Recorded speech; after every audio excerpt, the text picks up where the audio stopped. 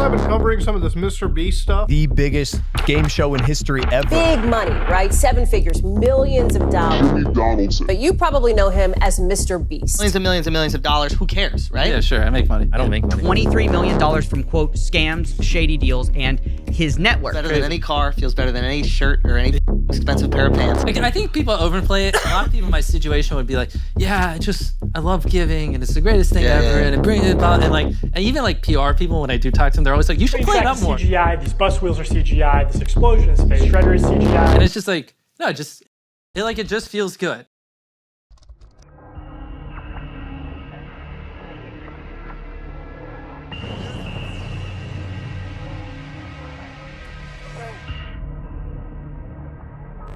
What do you want to be when you grow up? In 2024, the new normal answer that many children give to that question is, I want to be a YouTuber. Now, it's cool if you want to be a YouTuber in high school or middle school. Back then, no one gave a fuck. And much of the reason why is due to the wildly famous and successful YouTubers on the platform. YouTubers who've built empires for themselves and brands that make them out to be superhero-like figures. I'm gonna give away this $300,000 mountain of money to people in need. I am standing on $5 million. 3, 2,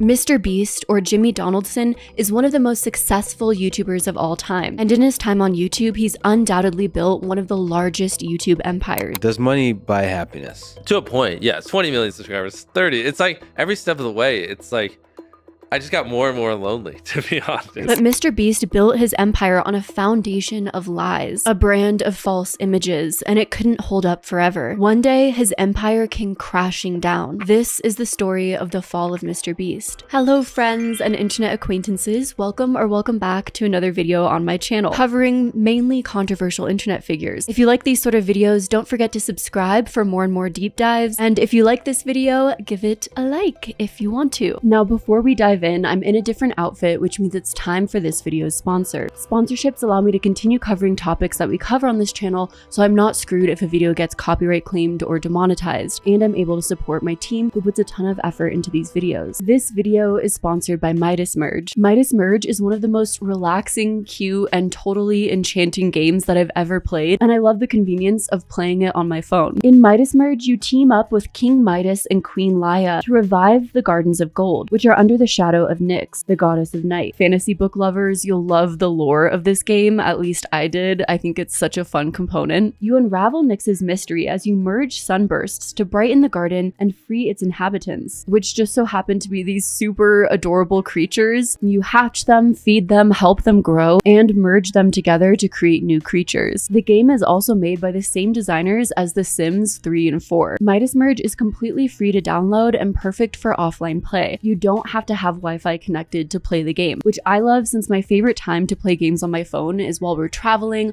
or in long car rides, like visiting family during the holiday seasons. And for December, Midas Merge will feature winter gardens, completely full with the magic of the holidays, which is just so fun and cute. I just love fantasy that has an element of winter in it. From December 5th to December 29th, players can earn seasonal creatures like the adorable reindeer and the rare polar bear. You can unlock festive prize boxes to enhance your main garden and experience all the holiday spirit this season. Find your favorite Midas Merge creature, heal the garden, and meet new friends. Download now to be the first among 100 people to use my link or QR code, and you can gain a personalized winter creature, the super cute reindeer one with my name. Join the adventure and add this adorable friend to your garden. Thank you so much to Midas Merge for sponsoring this video, which helps support the video creation process and give us more room to improve our content. Now let's start off this video by discussing where MrBeast started, his upbringing, as well as how that led to him aspiring to be the most successful YouTuber of all time.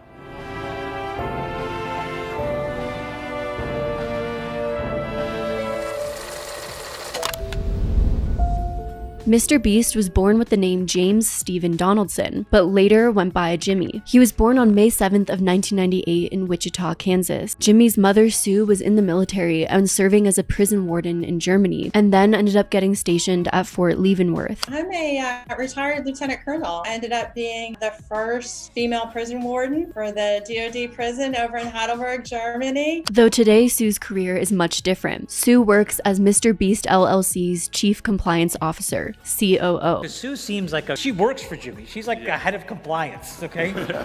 She just makes sure no one steals money. A senior executive responsible for making sure that MrBeast LLC is also aligned with their internal policies and ethical standards. Well, considering what ends up happening later on with the MrBeast company, I'd say oops. She also manages her son's personal affairs, like his banking. Again, oops. He decided that his time was better spent being creative, doing him. He obviously, trusted me to do the other stuff. According to his own statements, he's said, I don't have access to any of my bank accounts. I have a CFO and everything, but my mom is the one who has access to the master bank account. As a child, Jimmy mostly kept to himself, and his mom believes that his introversion is largely due to the fact that they moved around a lot when he was a child. As a military family, Sue claimed, we lived in 3 different locations in the southern US before he was 7. There were no cousins, no aunts, no uncles. It was really just us. Then in 2007, Jimmy's parents separated when he was only 8. I really didn't have any friends. Like I said, tons of pimples, no money, no dad. It was just my mom who was working all the time. He now no longer has any contact with his biological father and declines to speak on the reasons why. It was interesting because it was just my mom. My dad left, so I don't know. Have you talked to your dad since? Anyways, new topic. I want to note here that it's been alleged by many commentators that Jimmy's father was abusive. Allegedly, Jimmy's mother Sue experienced DV when she was in a relationship with Jimmy's father. But it seems like the main reason this has been alleged and spread online is because of a specific Reddit post, as well as claims that Jimmy's mom Sue wrote a book on domestic violence recovery and had a blog about it. The thing is, this blog has since been removed and it's hard to tell if these claims have any further backing to them, so I don't want to heavily make this claim without a lot of evidence to back it up. On top of that, Jimmy also claims not to have any vivid memories of his childhood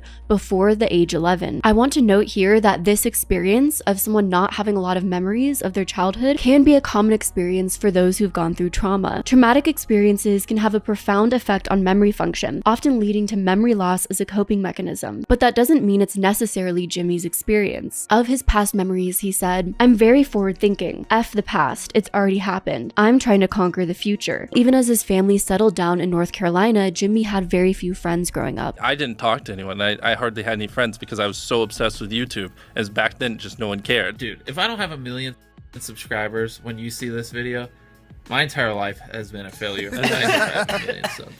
I better have 1 million And I'm just 8,000 subscribers here. 8,000 subscribers. No one talks to me. Everyone tells me I'm too obsessed. Everyone tells me to get a f***ing life. The one word that those who knew Jimmy Donaldson often used to describe him was obsessive, and this quickly transferred onto YouTube when he discovered the platform. There's a 5-year point in my life where I was just relentlessly, unhealthily obsessed with studying virality, studying the YouTube algorithm. I was as awkward as they came. No money, no nothing, and I just basically just obsessed over YouTube. But Jimmy's obsessions sometimes made it hard for him to make friendships. I'm not really good at keeping friends. All my friends revolve around work. He also spends very little time with his family, including his older brother CJ. CJ is a fellow YouTuber who Jimmy describes as being like him but less successful. As a kid, Jimmy enjoyed playing baseball until he was diagnosed with Crohn's disease in his sophomore year of high school. Crohn's disease is an autoimmune disorder characterized by intestinal distress. I got Crohn's when I was 15, so I played baseball nonstop. And then when I got Crohn's, I lost 50 pounds. But then once I got that, which was probably a blessing, I was I don't care anymore. And I just went all in on YouTube. Nowadays, Jimmy has all of his personal meals prepared by a private chef to help with his symptoms of Crohn's disease. Because of Jimmy's Crohn's disease, he also spent more and more time indoors. Being inside with very little to do, he eventually turned his obsession to YouTube content. And after high school, Jimmy made a group of friends who were just as obsessed with YouTube as him. He and his friends did absolutely nothing but just study what makes a successful YouTube video. From learning how to editing, the pacing of the videos, ideas, what's going viral, what's trending, what's hot. Basically what I did was I somehow found these other 4 lunatics, and we basically talked every day for 1,000 days in a row and did nothing but just hyper study what makes a good video, what makes a good thumbnail, what's good pacing, how to go viral. But it seems that Jimmy's had this dream for quite a long time, as his YouTube videos go all the way back to when he was just a child. When Jimmy was only 11, he was uploading videos of himself, usually playing video games like Minecraft and Call of Duty. Hey guys, this is a new mod I found, and I just have fun playing around by myself in this mod. By age 13, Jimmy started a new channel called MrBeast 6000, since MrBeast was already taken. MrBeast 6000. At first, Jimmy would make a bunch of random videos, seeming to try different trends and see what would stick, what was getting the most views. He did a lot of video game commentary and made videos estimating how much different YouTubers made on the platform. Today we're going to be talking about how much money YouTubers make. I see comments about YouTube money all the time, and most people have no idea what they're talking about. When it came to YouTube, it seemed like Jimmy was very obsessed with success and finances. A few of these video concepts stuck, and slowly MrBeast started gaining more subscribers and earning money from his content. MrBeast makes a good portion of his profit through brand deals. His pitch deck to different sponsors in hopes that they'll choose to sponsor his content shows the tens of millions of followers that he has across all social media. The pitch deck talks about how MrBeast is the most subscribed YouTube creator in the world, and also shows the previous brands he's partnered with, like Walmart, Current, Discord, Social Point, PayPal, YouTube, Crash, Epic Games, Coinbase, Microsoft, Honey, Verizon, Chipotle, NordVPN, TikTok. They then have a slide on the pitch called the Beast Consumer. They claim that 70% of their viewers are male, and the age distribution is 25% of viewers from the ages of 13 to 17 years old, 33% from the ages of 18 to 24 years old, 18% from 25 to 34, and 16% from 35 to 44. The average demographic is what, 13 through 17? Is that the biggest spike in your analytics? Well, I mean, mine's horse. It says like 18 to 24, but I know all my fucking viewers are little kids. And then I have like a fucking massive one for like the 40-year-old range because all the fucking idiots are on their parents' account. And he gained more and more success the more he experimented with his content, quickly realizing that if he made more and more outlandish videos, those were the videos that would get views. In one video, his friend wrapped him in 100 layers of toilet paper and saran wrap. I just gotta get that first few rolls up there, and then after that we're good. 3 layers of toilet paper at a time. Oh, I can get the rest. Sweaty. In another video, Jimmy counts to 100,000, does nothing but just count to 100,000. 923,901, 23,992. Make sure you like the video, drop a comment. 100,000. And subscribers were definitely a main goal of Jimmy's. In a video made in 2015 where he addresses a future him, he says, "I hope you have at least 100,000 subscribers." I hope you have at least 100k subs. I'm gonna have 200. Yeah, I'm gonna have 200k subs. Jimmy ended up enrolling in community college around the time his YouTube channel was picking up traction, and he claimed he never attended a single class and dropped out midway through the semester. I graduated high school, and my mom was like, either move out or go to community college. And I didn't have enough money to move out, but I hated school with a passion.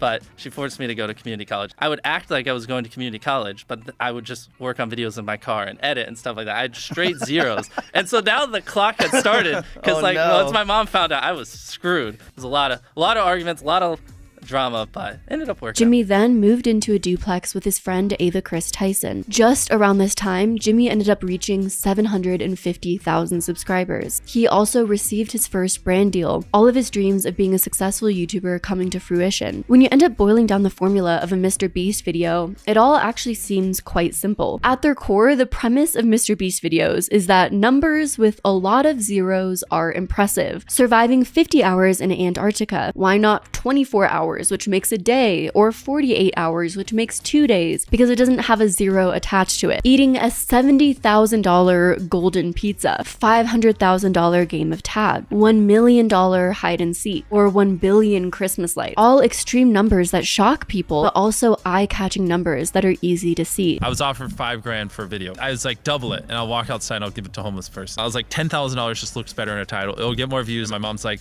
why don't you just give away $8,000? $9,000. Why all 10,000? I was like, Mom, it'll look better in the title. Jimmy must have noticed this trend early on, like in the video when he counts to 100,000, or when he watched Jake Paul's It's Everyday Bro for 10 hours straight.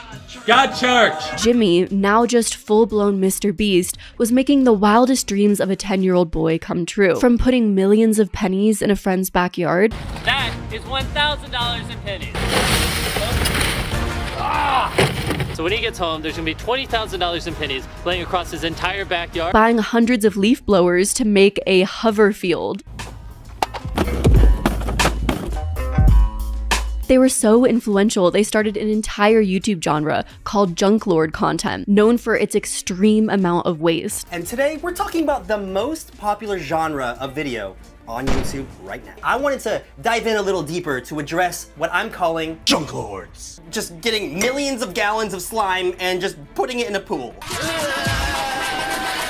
100 million Orbeez in a backyard? He's burying his friend in Orbeez! There's so many Orbeez! Forbes published an article about this phenomenon, stating, with videos like dropping expensive things into 10 million Orbeez, smashing 30 iPhones with a hammer for science, and can 10,000 condoms stop a bullet? Wow, YouTubers really answering the important questions here, asking the things that need to be asked. YouTube creators are bragging about the pointless, extensive waste they generate, and yet tons of people view and love this content. And they're just throwing this in, just with reckless abandon. I cannot keep up with the amount of junk. If I had to bet, I would say at the end of this video, they probably do not show how they clean it up.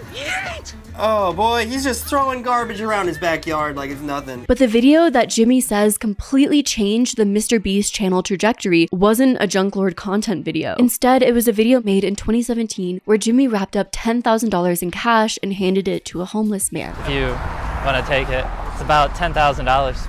I'm not joking. It's real. So, yeah. So, I have about 1 million subscribers, so I just wanted to do some good. You want to check out his YouTube channel? Allegedly, this act and the virality of this video after he posted it is what started MrBeast's journey into philanthropy content.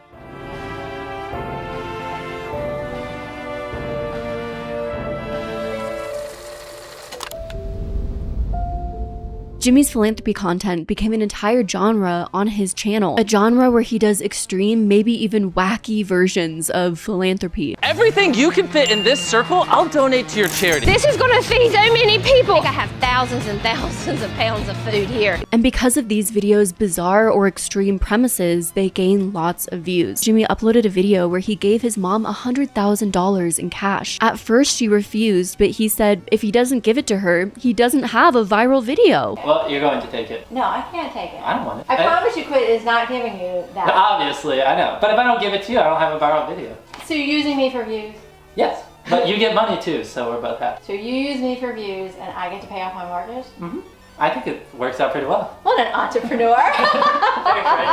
And this system of giving away money has been one that seemed to work throughout Jimmy's career. He became lifted up as some sort of saint-like figure or wacky Willy Wonka-like character, one his fans could look to in hopes that he would bestow them generous gifts. Over time, this system morphed into the standard MrBeast productions we see today. Videos that are incredibly flashy with so many things going on, made to be easy to digest and entertaining, and are usually competitions where people outcompete one another for enormous cash prizes. Behind me are 100 people, and they range from the age 1 all the way through age 100. And I've trapped each of them in their very own glass cube.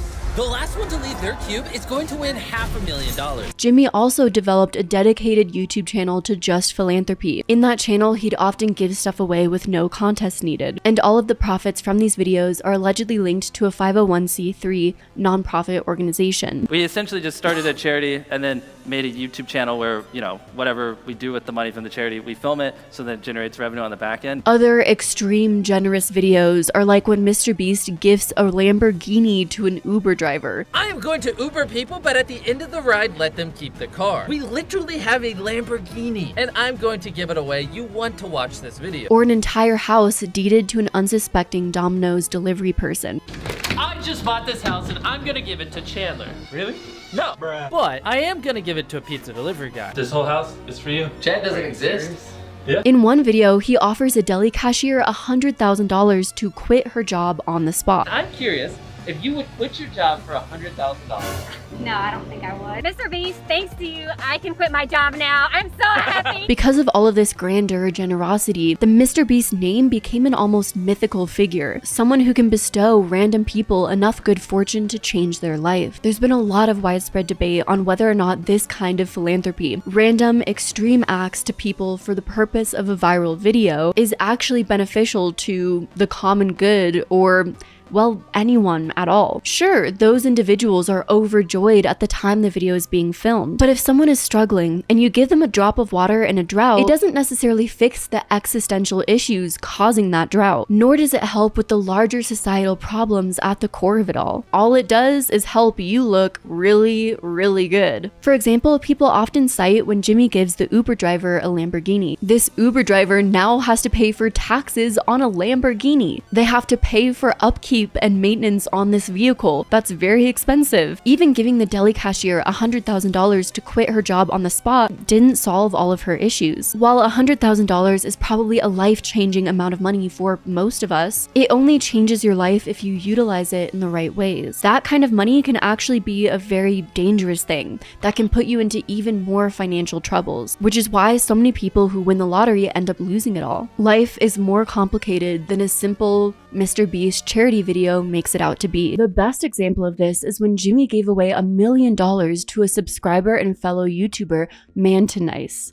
Mantinice? They both end up doing a follow-up video together where MrBeast has him spend that $1 million within 24 hours. Almost a year ago, Mantinice made a video titled, "Do I regret winning $1 million from MrBeast?" He does clarify that overall he's incredibly grateful for MrBeast, but he does say he has a few regrets. One of his regrets is he wished he had more time to be able to plan out how to spend the money better. We sat down and we planned all this in an hour, and I wish I would have did a couple things differently on the time management side, which I guess I really couldn't help because I had to spend it. I wish I would have had more time, and I wish I would have planned out stuff better. And he said he was gonna help me and we was gonna invest, but yeah, that didn't happen. So an employee from MrBeast does claim that they put him on a monthly salary to give him a passive income. Apparently they just had him on a monthly salary at the MrBeast company. But I think overall this is a good example of how building long-term wealth for a person, or even just financial stability, is very complicated. On top of that, the tone of some of these philanthropy videos can be strange at times.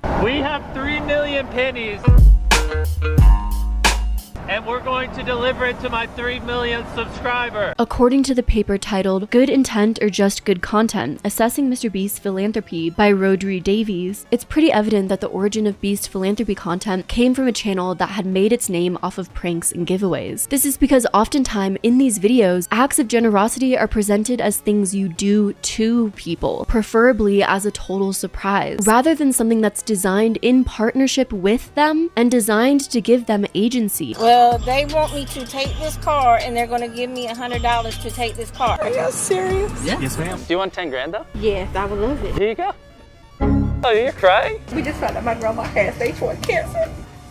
I'm sorry. He has no idea. He has no idea. You think he'll cry? I hope I might so. cry. I think he's gonna break out into tears. Into the camera? These people they're amazing. This all could be a consequence of what William Davies calls the reaction economy, where the way in which we react to things is now the basic commodity of the internet. It's probably why reaction channels have done so well. People love watching and engaging with that influencer's reaction to things. And it's also probably why prank channels are so popular. Seeing someone's reaction to being pranked, the big reveal. He didn't really react too much. And he just was like, I opened the door and he just started crying. And he was like, I didn't even think this money was real. And he's like, I just took tomorrow off work and I haven't seen my kids in so long because I work every day. Jimmy pulls a lot of those aspects into his content. Not only does he have a very successful reaction channel dedicated to reaction content from him, but most of his videos center around the people included in them and how they react to his power and influence in ways that he bestows gifts and competitions onto them. On top of that, because a genuine reaction is ideal, what exactly is the extent of consent that Jimmy and his team receives from the people in his philanthropy content before he films people? What happens if that person decides they don't like what was filmed? Instead of an act of charity that has no strings attached, MrBeast requires people to participate, to put in some sort of labor, mostly emotional labor, to contribute to a successful viral video. Not even to mention the different videos where MrBeast goes to different countries and tries to change their life, filming people of different cultures and dialects, presenting himself as their white savior. I've been so inspired not just by this organization, but by the people of India, that we have already started looking at a long-term involvement over here. That's wonderful. Every country struggles with poverty, but unfortunately, India has the highest population of orphans in the world. Imagine living in scorching heat with no access to food, water, or electricity while constantly fearing for your safety. This is a saddening reality for the people that live in this remote village. And from now on, the kids will no longer experience darkness at night. We're kicking off this mission in Khayelitsha, South Africa, where we found an orphanage that needs our help immediately, or it faces the chance of getting shut down. Some experts argue that white saviorism, mainly by international development organizations in their fundraising, constitute human rights infringements and need to be taken more seriously. Overall, in MrBeast's philanthropy content, he's essentially filming people who've been dealt a bad hand or are at a low point in their lives. He shines a spotlight on them. It's all there within their reach if they participate in his YouTube video. I'm not saying our healthcare or housing situations are much better. I'm only asking, is the process that MrBeast puts those in need under through his philanthropy content, well, exploitative? It's so funny when they just like Twitter. It's Twitter of all the places where they just make crazy assumptions. Nah, if the camera wasn't there, or MrBeast is evil, and it's like only nice guys or people who want to look nice, they're all evil or whatever like things. It's like, what do you even mean by that? Jimmy's wildly successful empire was built off of flashy philanthropy YouTube content. Invest in these.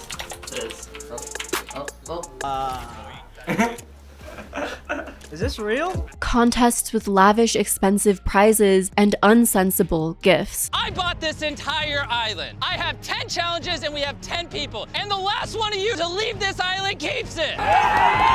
Ethical concerns arise when the act of giving becomes commodified, the purpose being to boost the creator's brand or revenue rather than solely help the beneficiary. Did anyone else see that sign drop? I guess hanging it up with duct tape doesn't work anymore. Essentially, the main issue with this sort of flashy philanthropy content is it creates a massive power imbalance. Jimmy has tons of power and control over the situation by being the heroic benefactor. On top of that, with everything being filmed by his team, edited by his team, with him having the final say in the cut, means he gets to choose the narrative. MrBeast recently responded to the topic of his philanthropy content possibly being exploitative. How do you feel about people who think that your videos unintentionally exploit vulnerable people for entertainment? I don't want to take advantage of people or use people. We try to, pick people who, don't really fit that bill, if that makes sense. Jimmy's answers in this interview are bizarre because oftentimes they never actually answer the question. Like in this case, Jimmy never really talked about whether there were any safeguards in place to protect people from being exploited, or what his production team does to gain proper consent to film people's reactions and entire lives for hundreds of millions of people to see. MrBeast mentions his video 1,000 Blind People See for the first time, saying that if people said they didn't want to be on camera, which he alleges happens often, they wouldn't film them, but would still pay for the surgery they needed. Like if someone's like, I don't want to be on camera, which this happened lots of times, we just be like, that's fine, you can still have the surgery.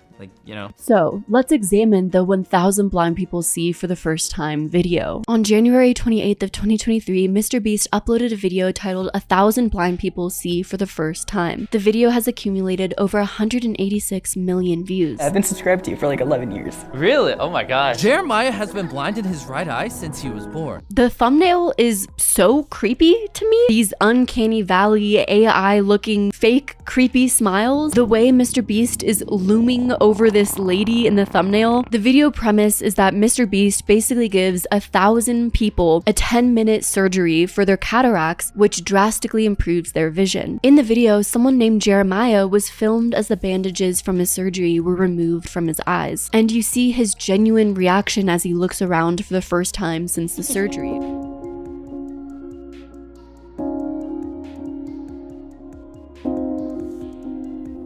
Everything looks so more clear. Yeah. To make this day even more special, since you're about to graduate high school and go to college, we wanted to give you $50,000 to put towards college.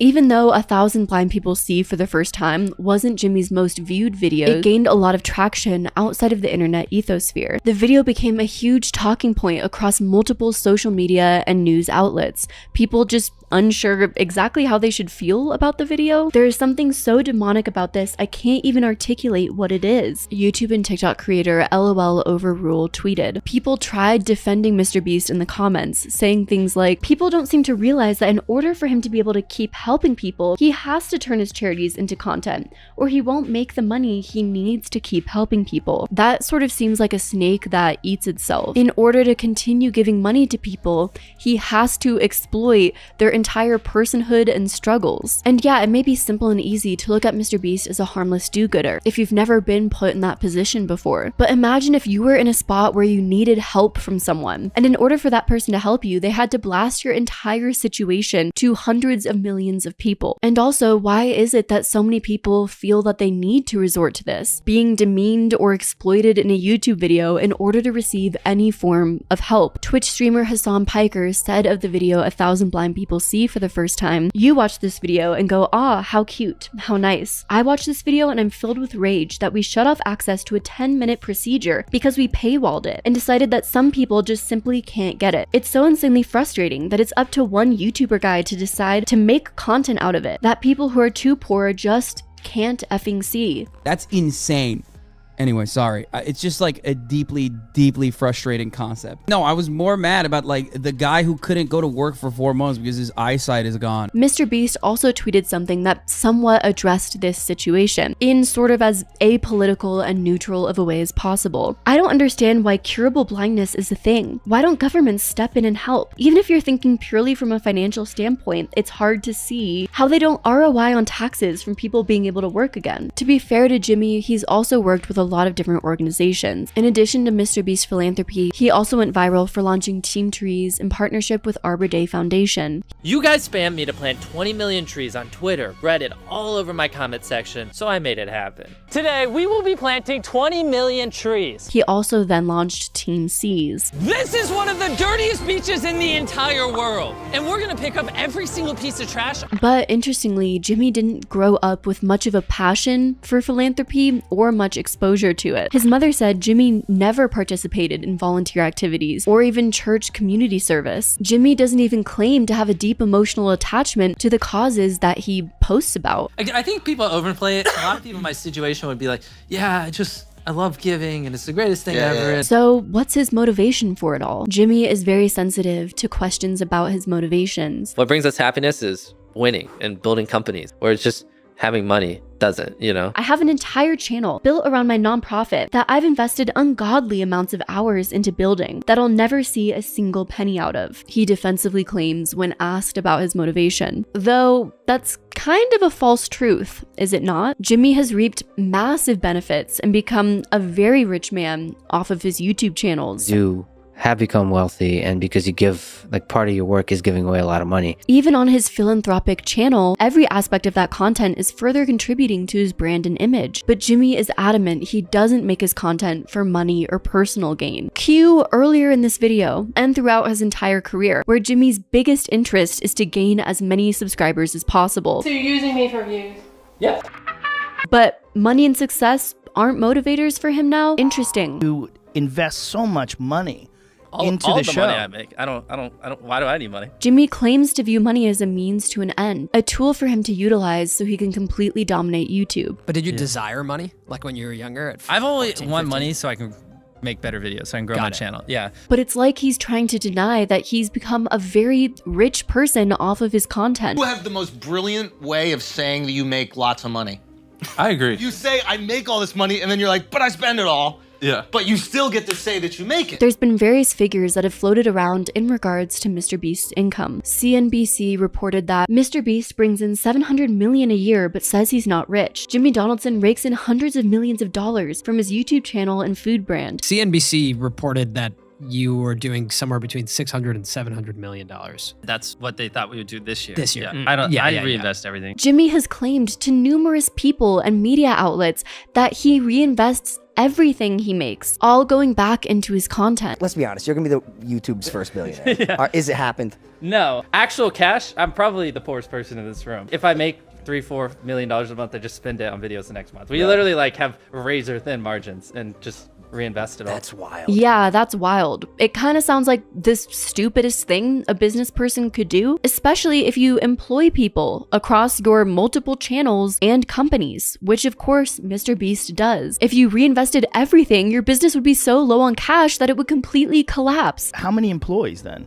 I mean, across everything, over 100, I don't know. So that right there is just a flat out lie, in my opinion. Too ridiculous to be true, and something that only his 10-year-old audience would probably believe. Is that ever dangerous? Like, does a video ever not yield a return you're expecting where you're A like, lot. oh, this one hurt a little a ton bit? of them, yeah. Bro, you're spending $4 million on a YouTube video? Well, $4 million a month on videos, yeah. But these claims make it almost impossible to track how much Jimmy is actually profiting off of his YouTube content, compounded by the fact that his mom has control of his bank account. And it seems most news sources are just purely speculating when it comes to MrBeast's net worth. Celebrity Net Worth has MrBeast's net worth estimated at $1 billion, but an online paper estimated that at the age of 25, MrBeast had a net worth of $500 million. Then in November of 2022, it was reported that MrBeast was looking for investors to buy into his company at a valuation of $1.5 billion. In 2023, MrBeast's empire generated $223 million in gross revenue and was on pace to generate $700 million in 2024. And yet in 2022, Forbes estimated that MrBeast only brought in $54 million. We know that MrBeast is inherently rich. We know off of what he's claimed that he cares about the amount of subscribers he gets, that he cares about dominating YouTube. And yet Jimmy speaks on the matter as if he's just a humble soul, investing every penny he makes back into his philanthropy content, solely for the good of others. On top of that, MrBeast deploys other questionable tactics to try and keep all of his viewers engaged in his content. MrBeast often pitches the idea of subscribing to his channel as an act of charity. In one video in 2021, he tells his viewers, by literally hitting that subscribe button, you are taking 10 cents out of my pocket and giving it to people like we had in this video. This is Michael, a random subscriber. Basically, until the end of the year, every time someone subscribes to my channel, I'm giving away 10 cents. And Michael, 100,000 people subscribed, so I could give you this $10,000 in cash. And that $10,000 represents 100,000 subscribers. Jimmy, what happens if 50 million people subscribe? If 50 million people subscribe, yeah, I have to give away $5 million.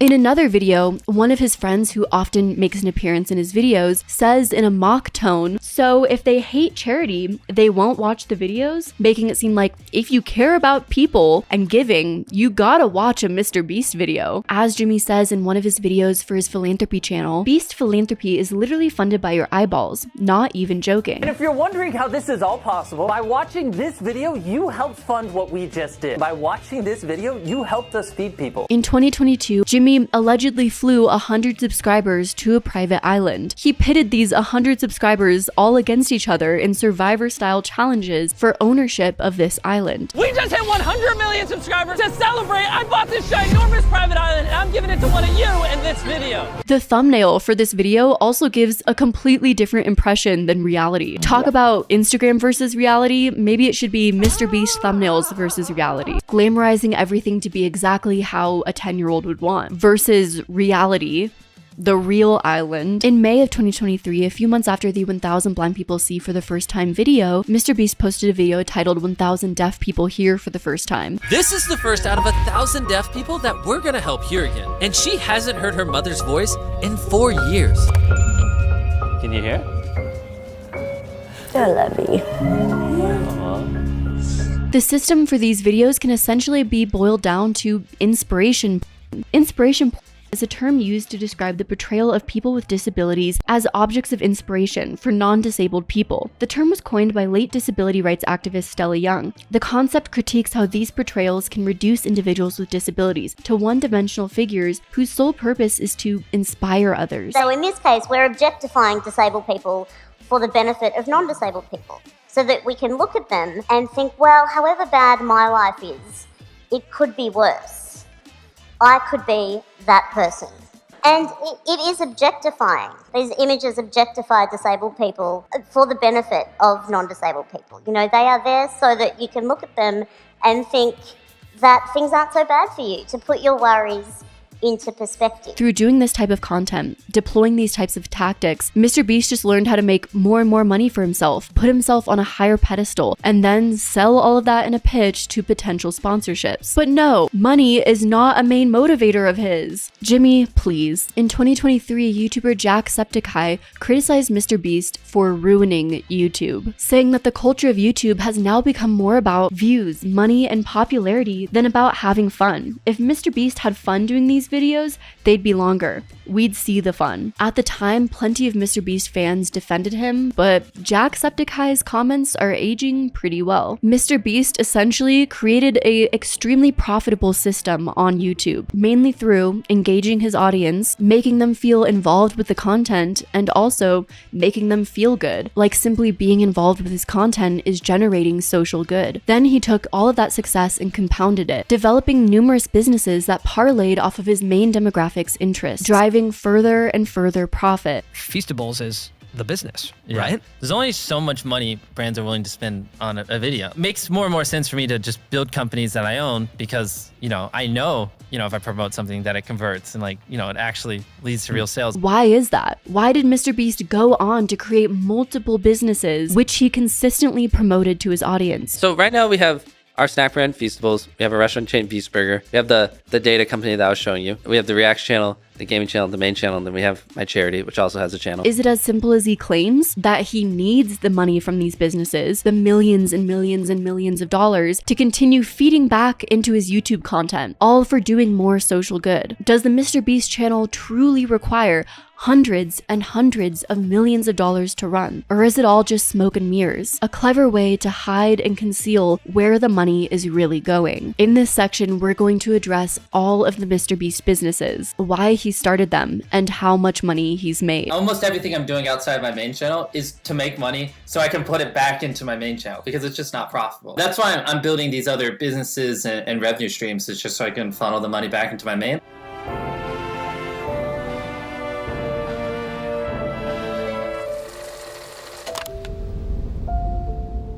Towards the end of 2020, Jimmy launched a virtual fast food brand called MrBeast Burgers. MrBeast, whose real name is Jimmy Donaldson, has more than 100 million subscribers, and now he's got a burger joint. We're now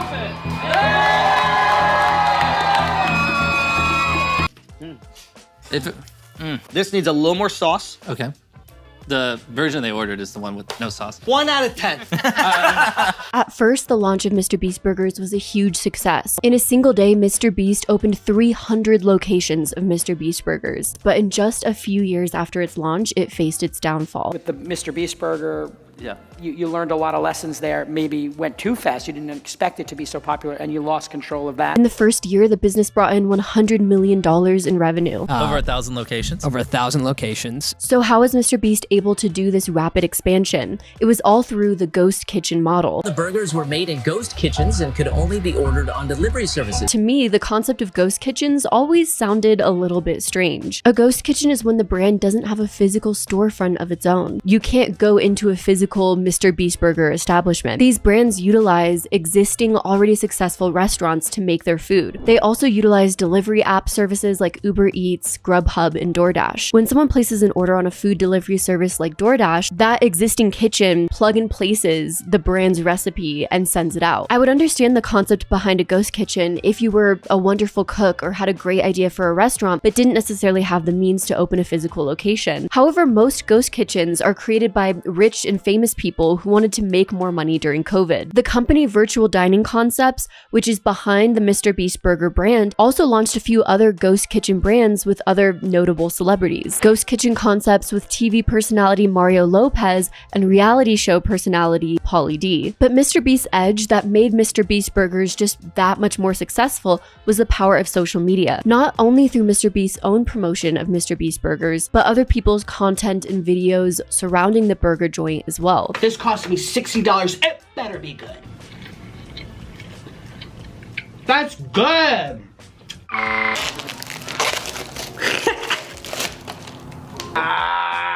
Which one was your favorite? The crisp burger was good. It had so much potential, just needed a bit of sauce. You went for this.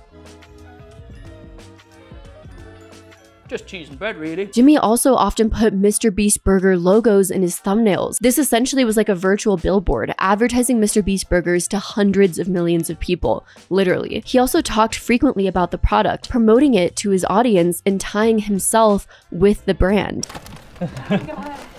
She just delivered our food. If you're wondering what we ordered, it's Beast Burgers, available nationwide. A business typically has its own brand, a promise that it makes to its customers. Instead of doing this, social media stars who want to develop a brand just end up tying in their own personal brand with the product. So in the end, the only unique offering that their brand has is that it's tied in with their name. MrBeast Burgers is probably a warning to not do that, because it may have just led to the downfall of MrBeast Burgers. The main pitfalls of this is the brand wasn't hyper-focused on quality, and it expanded way too rapidly to encompass all the areas that MrBeast subscribers lived in. The quality couldn't keep up with the strain and pressure to expand. I have to say, for a beef-style burger, it's just okay. You know, nothing really stands out for me. No beefy-licious essence. You know, I feel like they didn't season the beef patties at all. It was very plain, very neutral, very boring. To be honest, it kind of has an interesting smell, almost like a cheap grocery store smell. So, quality control issues emerged really quickly. Some customers received raw burgers, and other customers found their burgers burnt. He said that is the Beast Burger. Look how small that patty is. And then how much was this, Sam? And then how much was this, Sam? It's like 11 or 12 11 or bucks, 12. He said this is a double burger. Look at the size of it. Look how small it is. Am I crazy? Am I crazy? That is wild. The consistency that customers would expect in a brand, particularly in the food industry, was just not there. So eventually, the unpredictability of the product eroded customer trust and loyalty. Sure, if you're an influencer, you can get your audience to buy a product from you because they like you. But will they return? Not if the quality is unpredictable or if it just sucks. Like, is there a retention strategy? At the restaurant? Yeah.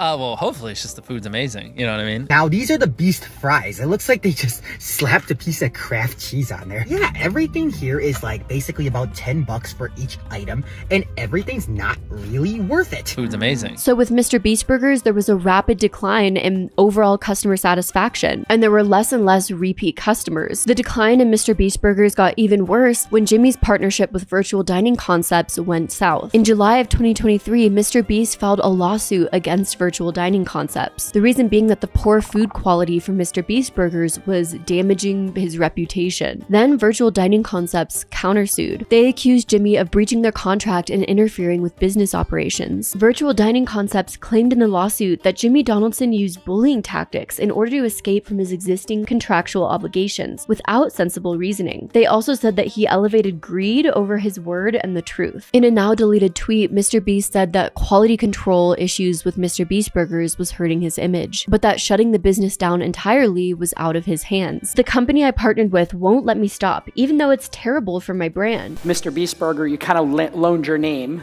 Yeah. to it, and it didn't have the same quality control. Yeah. Well, that one I can't talk about, but Oh, yeah. okay, no problem. I was wondering. Yeah. It seems like overall, MrBeast Burger is floundering and reached a stagnation, especially as the multiple lawsuits, which themselves admit to the poor quality of the product, are pending. 2 years after launching MrBeast Burgers, Jimmy launched Feastables, a snack company, in 2022. The first product that Feastables launched were chocolate bars. Buy Feastables. Hey, so I can afford my videos right now. I don't make money. What do 10-year-olds love? Candy bars. So why don't we give them more of what they love, but with the MrBeast brand, image, and name behind it? Feastables chocolate bars also claim to be a healthier alternative to other chocolate bars on the market, with simple ingredients like organic cocoa and cane sugar. It's supposed to be a more natural alternative to traditional candy bars. Try to just take categories and make healthier products than what's out there. But also a much, much worse tasting one, as someone who tried a Feastables bar once. Other food critics and content creators have also tried the chocolate bar and have been seemingly underwhelmed. I got all the Feastable chocolates. Let's try them and rank them 1 to 6. I'm gonna be completely honest, totally not biased, because if it sells more, I make more money. I'm gonna be honest, and I hope Jimmy is sitting next to me and not getting his feelings hurt. Let's do it. It's a little too sweet. I'll live with that. It's not bad. It is a lot sweeter than what I would like, though. All right, here, I got it, here. All right, this is our Crunch Bar. Okay. This is the one you believe in? Yes. It's not crazy, Jimmy. No? You don't like Crunch Bars? I do like Crunch Bars, but again, it is. I agree. I agree. You know, you are so right. I'm gonna slam this chair. Hershey's sucks. Can I flip the table to end it? Do whatever you go down there. During its inception, the brand Feastables raised $5 million at a valuation of $50 million from investors. People who never would have bought chocolate in Walmart are walking to the chocolate aisle specifically to buy Feastables. You're creating a new market. Exactly. Yeah. I'm bringing new customers to the aisle. It's just like dumb not to have me there. It's like, you know, literally incompetence not to put our bar there. The CEO for Feastables, Jimmy Murray, different Jimmy, claimed that when first starting out Feastables, MrBeast was fascinated with studying the metrics behind the product. We've been texting frequently, talking about high-level strategy of the business and looking at different designs. But again, I don't make money. Money isn't the sole focus of Jimmy's. When it is in the videos, which is now almost every video, right? Yeah.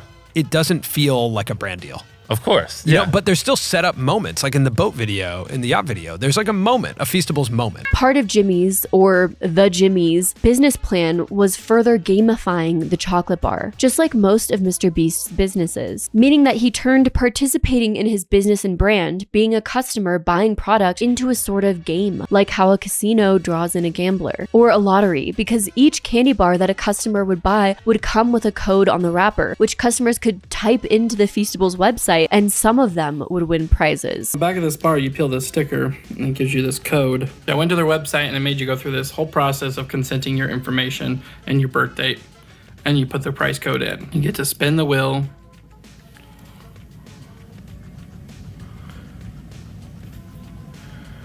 You want a mystery video for MrBeast. Click to watch. He's teaching children to gamble through buying chocolate bars. So they're having a bunch of candy and using that candy to gamble. And yet this guy has the good guy brand image. We're in the chocolate aisle at Walmart, and we're gonna give the next person to buy our chocolate bar Feastables 10 grand. Every day for the next 30 days, one person who buys Feastables and scans the QR code will win $10,000. As a reward for buying our chocolate bar, here's $10,000. They don't play with me. Allegedly, some of the prizes from the launch were a Tesla and a lifetime subscription of chocolate from GoPuff. We went out and we bought 10 Teslas, loads of cash, and all these prizes you see on the screen. And prizes aside, unlike Hershey's, these bars only have 4 to 5 ingredients and just genuinely taste good.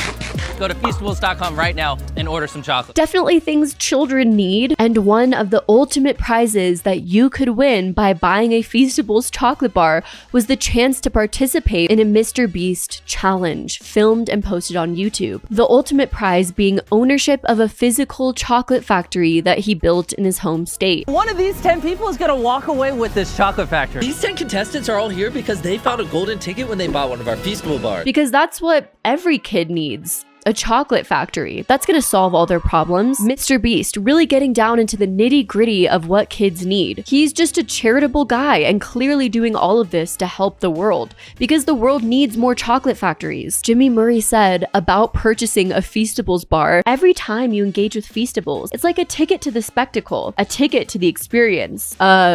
Lottery ticket? In the first 72 hours of Feastables launch, Jimmy sold more than 1 million chocolate bars. So this strategy clearly worked pretty well on his core audience. Jimmy's chocolate factory video was released a few months later, featured Gordon Ramsay. Gordon Ramsay, how's it going, man? But in all seriousness, why would anyone want a chocolate factory? What would anyone do with this? Start a competing chocolate brand to Jimmy's off of the factory he gave them? That would be funny. I would want to see that. All the candy's going bad. There's probably a million flies in there. Will you buy this off of me? Yes. For $500,000? Of course, right here. Jimmy really went from providing people life-changing surgeries that their insurance wasn't paying for to handing them a chocolate factory to promote his new chocolate company. This is our chocolate bars that you can order online. Feastable bars, milk chocolate. A little too sweet.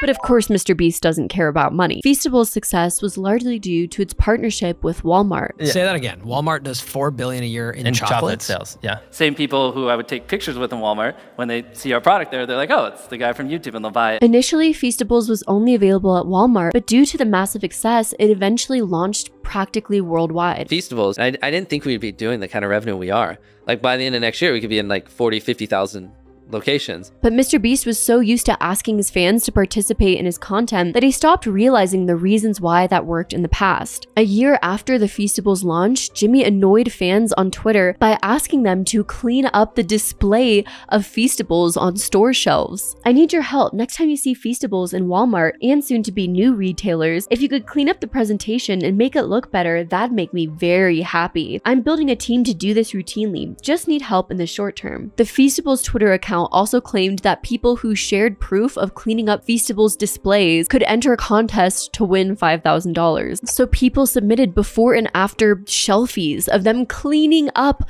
MrBeast's display for him. Subsequently, Jimmy was criticized for exploiting his fan base for unpaid labor. Probably child unpaid labor. What a charitable guy. But no, MrBeast doesn't care about money. Because Jimmy took advantage of free labor when he could, you can start to see how he ended up being accused of poor labor practices by his own employees later on. Feastables seemed to be the most successful and long-lasting business venture of MrBeast. Eventually, he tried to emulate this model, creating more food products aimed at a child demographic, trying to be the more healthier option of already popular children's food items, with the face of children's favorite YouTube creator plastered all over it. This year, 2024, just a few months ago, Jimmy announced a new partnership, a joint venture, with fellow YouTube creators Logan Paul and KSI. This new venture was called Lunchly, an alternative to Lunchables, and were virtually just pre-packaged meal kits marketed to children. Perhaps you are familiar with this product. We came together to create a Lunchables competitor featuring the fastest growing hydration beverage ever and the fastest growing candy ever. We'd like to introduce you to Lunchly. Lunchables is a well-known food brand marketed as a quick and easy on-the-go lunch option for children, but they've faced criticism for their nutritional content containing high sodium and processed foods. So Jimmy, KSI, and Logan Paul swooped in and marketed Lunchly as a healthier alternative to Lunchables. Each box includes Prime and Feastables, further promoting all influencers involved respective companies, along with 3 varieties of food. I think you're not going to catch me eating one of them, but their meals have turkey with cheese and crackers and pizza with nachos and salsa. I also find it really interesting that MrBeast chose to partner with KSI and Logan Paul. Jimmy immediately aligned himself with KSI and Logan Paul to produce Lunchlys, 2 influencers who are constantly tied up in controversy. For a purpose of creating a business aimed at making a profit? Interesting. When Lunchly was announced, it seemed that these YouTubers' intentions were really transparent, and a lot of people expressed their dissent. In response to all the backlash, MrBeast wrote, "Lunchables sells hundreds of millions of units and countless people eat it. Jimmy, not for profit, focusing on sales and numbers yet again. Our goal is to give people a better for you alternative. Our turkey meal, for example, is 80 less calories, 60% less sugar, and more electrolytes. We use real cheese, they use cheese product. We use higher quality meat, etc." Our pizza uses real cheese. Theirs, as it says on their box, is mozzarella pasteurized prepared cheese product. They can't even call it real cheese. Though, is the product really focused on the health of children if it's only slightly better than Lunchables? Or is it a strategic play? Play something almost identical to the already popular Lunchables product, except for this product has children's favorite YouTubers involved with it. The parents see that Lunchly is a slightly healthier option. What do you think they choose? Also 30 less calories, 3 less grams of fat, and 8 less grams of sugar. Turkey stack 'em! 310 calories. 230 calories. 21 grams of sugar. Only 7 grams of sugar. Dan TDM, a prominent Minecraft YouTuber who has a mainly child audience, spoke out against Lunchly. "What happened to YouTubers, man? I can't not say anything anymore. This is selling stuff for the sake of making money. Simple. How does this benefit their fans? This is selling crap to kids who don't know better than to trust the people who are selling it to them. Do better." The creators involved with Lunchly all responded to Dan. KSI wrote, "Some dumbass YouTuber said this exact same thing to me the other day. Rather than complaining, crying, and trying to cancel a YouTuber for creating a product, here's an idea. If you don't like a product, just don't buy it. Simple." People just hate us. People just hate us. People hate Logan Paul, okay? They hate MrBeast. And they hate me on Twitter, okay? When it comes to Twitter, Twitter is just a cesspool of the most depressed people on this earth. Logan replied to Dan's post saying, "I'll tell you what happened to YouTubers. We spent our lives creating content and building our brands. Now we want to build businesses. You don't say anything when Lunchables faces bans for allegedly containing lead. But when we create a better version, you're upset? Then don't eat it." What Logan states feels like a red herring because it's just a complete distraction from the argument Dan is making. Dan also isn't complaining lying about the brand because he wants to or doesn't want to eat it. He's upset with the very clear intentions of the brand, which is just to push out an uninnovative product and shill it towards children. Logan Paul was also criticized and seen as a huge hypocrite because Prime is currently the subject of lawsuits after numerous flavors of Prime were found to contain lead and other forever chemicals. On top of that, Lunchly, according to reports, is not as nutritious as MrBeast, KSI, and Logan Paul claim it is. Dr. Mike, a family medicine physician who creates content on YouTube, reviewed the Lunchly product. It's been known, especially by experts, that while these kits are fun and tasty, their nutritional value is just not good. And because they fall into the category of ultra-processed foods, they aren't healthy to consume often, period. 23% of Lunchly's calories came from saturated fat, and 10.4% came from added sugars. And the turkey meal is only 230 calories, not nearly enough for children to have during lunch. Knowing all that, is it fair to say that Lunchly is healthier? I guess one can say yes, but honestly, probably more so as a marketing tactic. The announcement video for Lunchly also over-sensationalized the difference between Lunchly and Lunchables. Fiesta Nachos. 22 grams of sugar. 10 grams of sugar. 7 grams of protein. 9 grams of protein. Come in close and look at the queso cheese in Lunchly versus whatever that is. Drip versus stick. I like my cheese drippy, bro. In one video, Logan Paul ate a Lunchable, spat it out, then commented on how bad Lunchables tasted compared to Lunchly. All right, we'll start off with the Lunchables. Bro, I'm sorry, that's trash. I didn't even know this was an acceptable form of advertising, so consistently bringing up another name brand and saying that your product is better. It feels kind of lazy and just genuinely points out how Lunchly doesn't bring anything new and unique to the table. So MrBeast, KSI, and Logan Paul have to compare it to Lunchables to sell it, instead of just letting it stand on its own as a business. YouTuber and streamer Asmongold both taste tested Lunchables and Lunchly nachos on a stream, and he said they basically just tasted the same. If you prefer Prime, it's going to be Lunchly. If you prefer Capri Sun, then it's going to be Lunchables. Guys, I feel like this is so anticlimactic.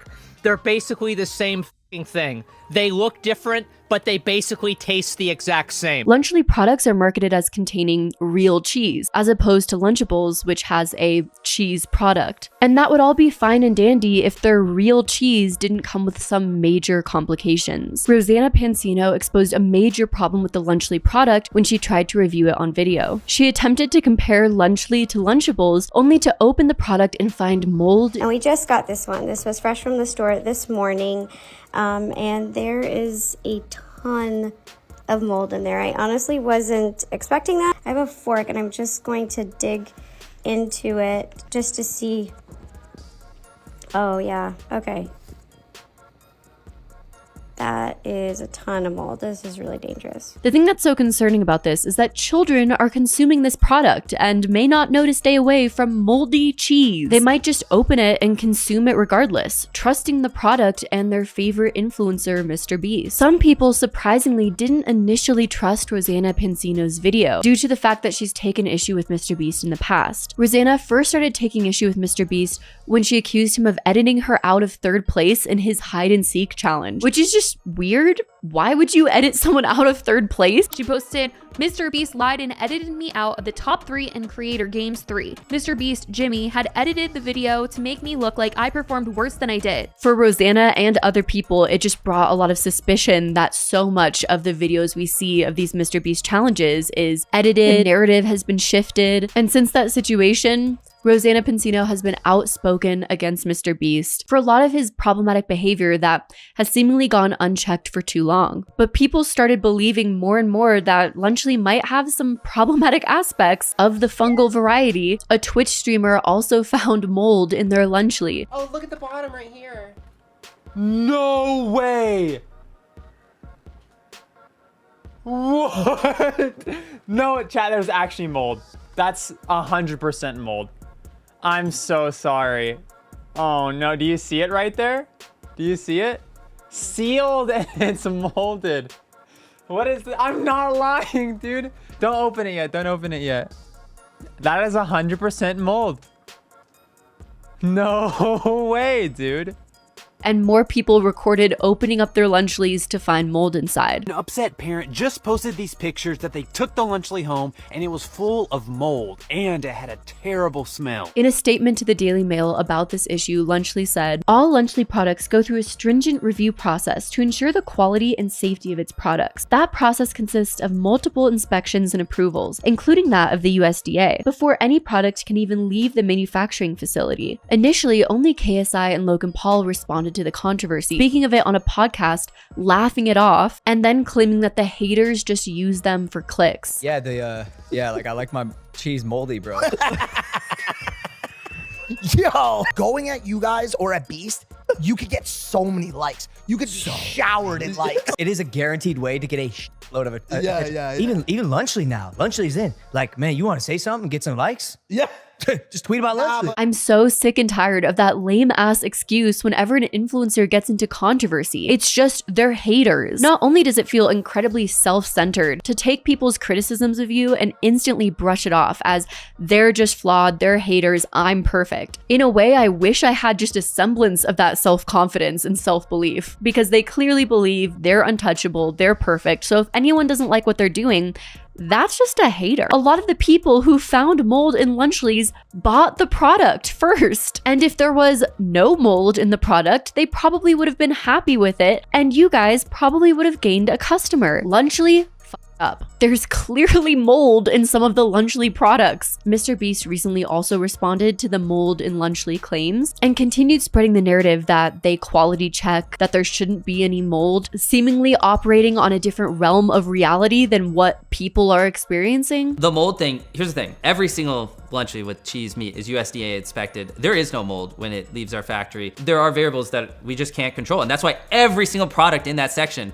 Google today put mold behind it. It just occasionally happens. It feels like MrBeast isn't denying that mold has been found in Lunchleys. He's just trying to say, hey, don't blame us. It's not my fault. This stuff happens all the time. So it'll be interesting to see the success of Lunchly with such a disastrous start. But not to worry, MrBeast has other businesses as backups in case Lunchly fails. He recently launched a children's toy product, maybe learning his lesson to not do any more food products since they're constantly having quality issues, but still making a product geared towards a child demographic. I'm gonna show you my new MrBeast Lab mutators. MrBeast Lab mutators, each sold separately. MrBeast started a toy line along with Moose Toys called MrBeast Labs. Launch my brand new toy line, MrBeast Labs, and then have a fellow scientist shake it. This bad boy is 6.5 inches tall. And MrBeast heavily promoted these toys in a ton of his new content. Hey, future Jimmy here, and I'm gonna tell you about my brand new toy line, MrBeast Labs Swarm. You kind of wonder if the children watching MrBeast content differentiated when he talked about his toy line as an advertisement placement, because a lot of these advertisements were made to look like real and engaging videos. And to demonstrate the product, I made this giant life-size version of the Swarms tube. Then you pour out the water, do the honors, Joel. And out of the water will be revealed which two swarms you got. There are a ton of these little test tube beasts that they're selling, and honestly, I do not understand the difference between them all. I'm clearly not the target audience, but according to the website, in season 1 of MrBeast Lab Mutators, there are 4 unique mutators to collect. Though the toy line is just starting out, it quickly followed the standard MrBeast business model that we know at this point. It expanded very quickly, selling in a ton of different stores, Walmart, of course. You can even buy these toys in Amazon, and aggressively targeting children with the advertisements across MrBeast videos and also on networks like Paramount Plus, where I ended up seeing the advertisement. So that basically all of Jimmy's customer demographic has access to these toys. I can definitely see what a lot of people are starting to complain about, where MrBeast is trying to completely infiltrate the child mind, whether it's treats, food, or toys. Jimmy has made a conservative effort to be the primary product selling in all of these categories. MrBeast has profited immensely from all of his product-based businesses, mainly marketed to children. But no, he doesn't care about money. It also feels like selling to children is the equivalent of taking candy from a baby. It's one of the easiest demographics to sell to. He then took all that money he made off of children buying his products and invested it into crypto scams. Rosanna Pansino released an expose video accusing Jimmy of participating in illegal activity. Jimmy is seen with a group of people while allegedly playing Bust-A-Bit. Bust-A-Bit is a Bitcoin gambling platform that is illegal for US residents. Holy shit, that's probably the stupidest. What you can see in the reflection of these large windows at night is the Bust-A-Bit website. This video is only a couple years old, so it shows that he is continuing to do this behavior. Rosanna also claimed that multiple people have told her that Jimmy pressures his friends and employees to gamble. With all of that, I am inclined to believe all of the stories that I've been hearing about him pressuring his own employees to gamble. Rosanna, alongside a former MrBeast employee who we'll discuss in length later in this video, named Dawson, claimed that Jimmy also heavily participated in crypto pump and dump schemes. In the video, Dawson showed Jimmy's crypto account. He had invested in this company called Refinable. It seems like he allowed this company to use his likeness. That's him on the banner, isn't it? On the... Yeah, that's definitely him. He was certainly letting them use his brand to promote this cryptocurrency. I do have his crypto account, and it did receive $560,000 in Refinable token. And soon after this snowballed into serious allegations of Jimmy's crypto dealings. The main claim being that Jimmy allowed companies to use his likeness to promote their cryptocurrencies. This increased said cryptocurrency's value on the market, and then once the cryptocurrency reached its height, organizers sold their holdings to make a substantial profit. A couple months later, he did invest in another project called XCAD with KSI. Checked this crypto account, and once again, 2 months after receiving $277,000 in XCAD, he sold it all.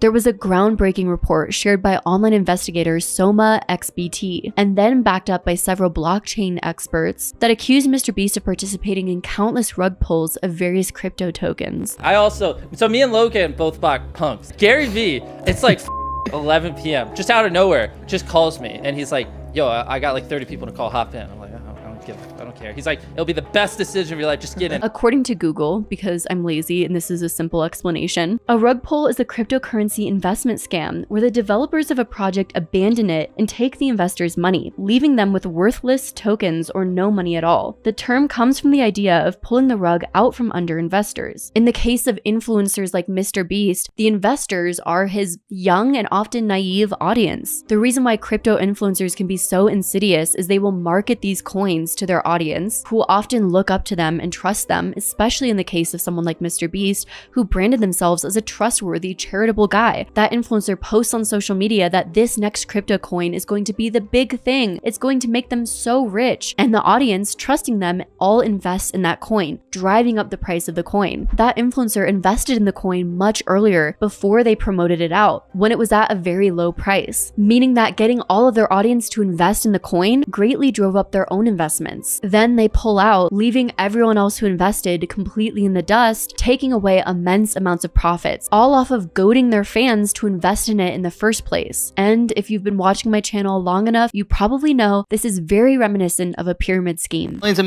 millions of dollars, who cares, right? Yeah, sure, I make money. I don't make money. Because it's so much money you make. I don't know where you're going. I just had this theory, Bernie like Madoff. What? Well, hopefully the Ponzi scheme never implodes. Ponzi schemes are great up until they just go bust.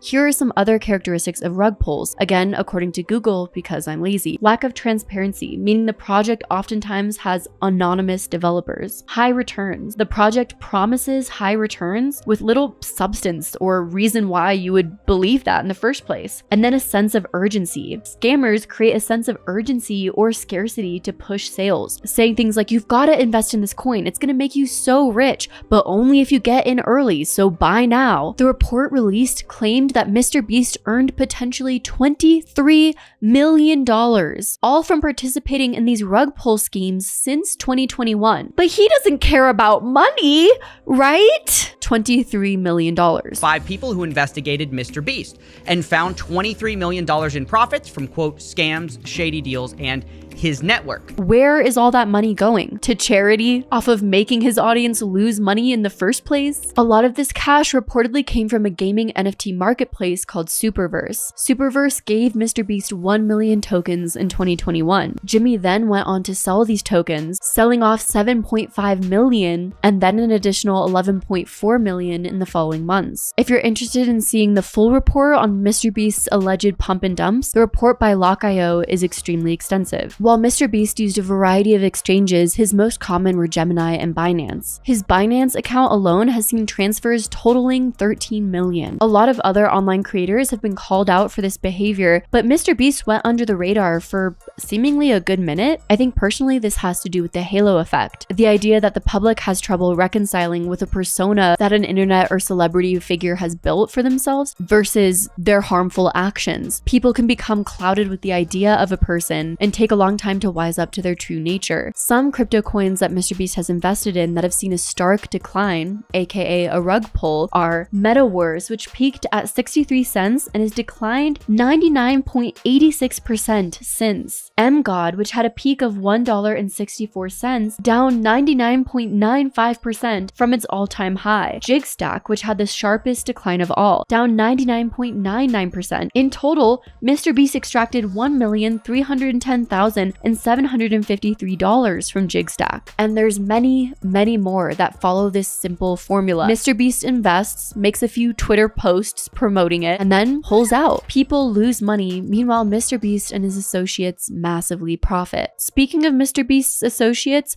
there are a few people that Jimmy has associated with that have partaken in these rug pulls. Namely KSI, who also participated in Lunchly, so it seems the two are very comfortable doing business with one another, and the crypto investor Alex Becker, who's been captured hanging out with MrBeast in the past. Alex Becker and MrBeast were both early investors in the crypto coin MGod. MrBeast had sent Alex Becker a transaction of 14,540 ERN. The same position would be worth 900k a few weeks later. KSI has invested and promoted multiple coins that MrBeast also invested very early in, and then subsequently pulled out from. KSI and MrBeast were both involved in promoting and marketing the coin Super. They not only both invested in XCAD or XCAD, but were seemingly the faces of it. The coin's social media is promoting that they both had invested. The coin Jigstack, which KSI promoted frequently and MrBeast invested in. Polychain Monsters, now renamed Protocol Monster Labs, KSI promoted frequently and MrBeast invested in. A lot of people have theorized that basically Jimmy partook in insider trading, but that is a hefty claim. At the very least, there was a sort of synchronized rug pull that took place. MrBeast and his buddies all colluding to invest in certain coins, promote them to their immense audience, and then dip out, making as much money as possible. I don't make money. But MrBeast doesn't care about money. He's a charitable guy, just wanting to do good on this planet. Don't all of his claims earlier about philanthropy and charity just feel like a slap in the face? Jimmy and his team have repeatedly claimed that it wasn't Jimmy who was running this crypto fund, that he gave control over to someone else to manage all of the transactions. I was like, oh, this fund is led by someone who knows what he's doing. Here you go. Just because Jimmy put someone in place to manage his crypto wallet doesn't mean that he didn't have a say on what transactions took place. The onus is still on him for these transactions that he directly profited from, promoting to his audience and then pulling from. All this exposes is that the onus may not just be on him. Jimmy has tried again and again to claim he had no idea what was going on with this wallet, while simultaneously setting up pre-sale transactions and promoting certain coins to his audience. Like, for example, the coin Super, which Jimmy promoted and pre-invested in. The tweet that he responded to was, "There's a gym on the market at eye-watering prices." No coin is mentioned. So they're basically saying, like, there's this incredible play you could make on the market. And Jimmy's response to the guy he got in the pre-sale with is Super, and he doesn't disclose, one, that he set up a pre-sale and he's like in before anyone else, right? Millions of dollars, he's in. Two, that his fund had been selling and continued to sell after that tweet. Jimmy set up the Super pre-sale thing. That is such a big deal. In his whole thing about like, oh, I barely had anything to do with the fund. The most profitable trading decision this fund ever made was set up explicitly by MrBeast Jimmy Donaldson. Clearly, there's some feigned naivete happening here. Jimmy profited millions of dollars, yet he pretends he's some dumb, bumbling baby who has no idea what crypto even is. So that was the majority of the MrBeast business empire. Of all the businesses that Jimmy started, Who is the person behind them? Because Jimmy only shows up briefly in videos, leaves carefully crafted responses in interviews. There's a lot of ways to measure a person: who they surround themselves with, jokes they make, how they spend their time, what their values are. Ultimately, we'll never know who the real Jimmy is, but there's a lot of ways to glimpse it. The businesses Jimmy started and the empire he built shows what he wanted to achieve for himself. But who is the person behind the empire, and what will be left when it all comes crashing down? Let's discuss Jimmy and his associates behind the camera.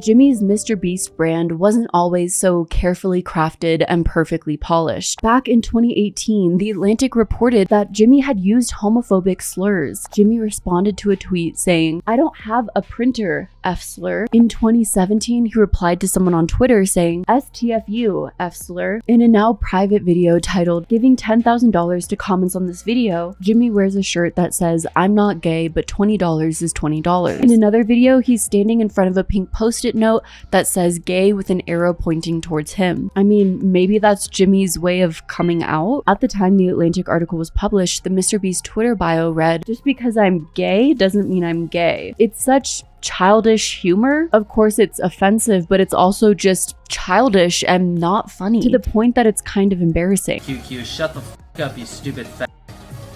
If the video was lubed, how would I call you a stupid f? Exactly, it's not lubed, dumbass. N-word for $400 money?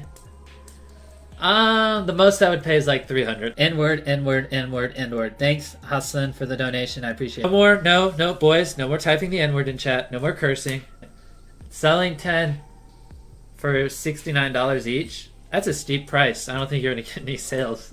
I'm kidding. The Atlantic contacted Jimmy to give him an opportunity to put his statements in some sort of context or provide some sort of apology or explanation, but he showed no regret and no remorse. "I'm not offensive towards anyone. I'm not offensive in the slightest bit in anything I do. I'm just going to ignore it. I don't think anyone cares about this stuff. I didn't know that Jimmy Donaldson spoke on behalf of the entire LGBTQ community, but go off, I guess, King." He then asked The Atlantic if they could simply run a positive article about him, not including his use of slurs.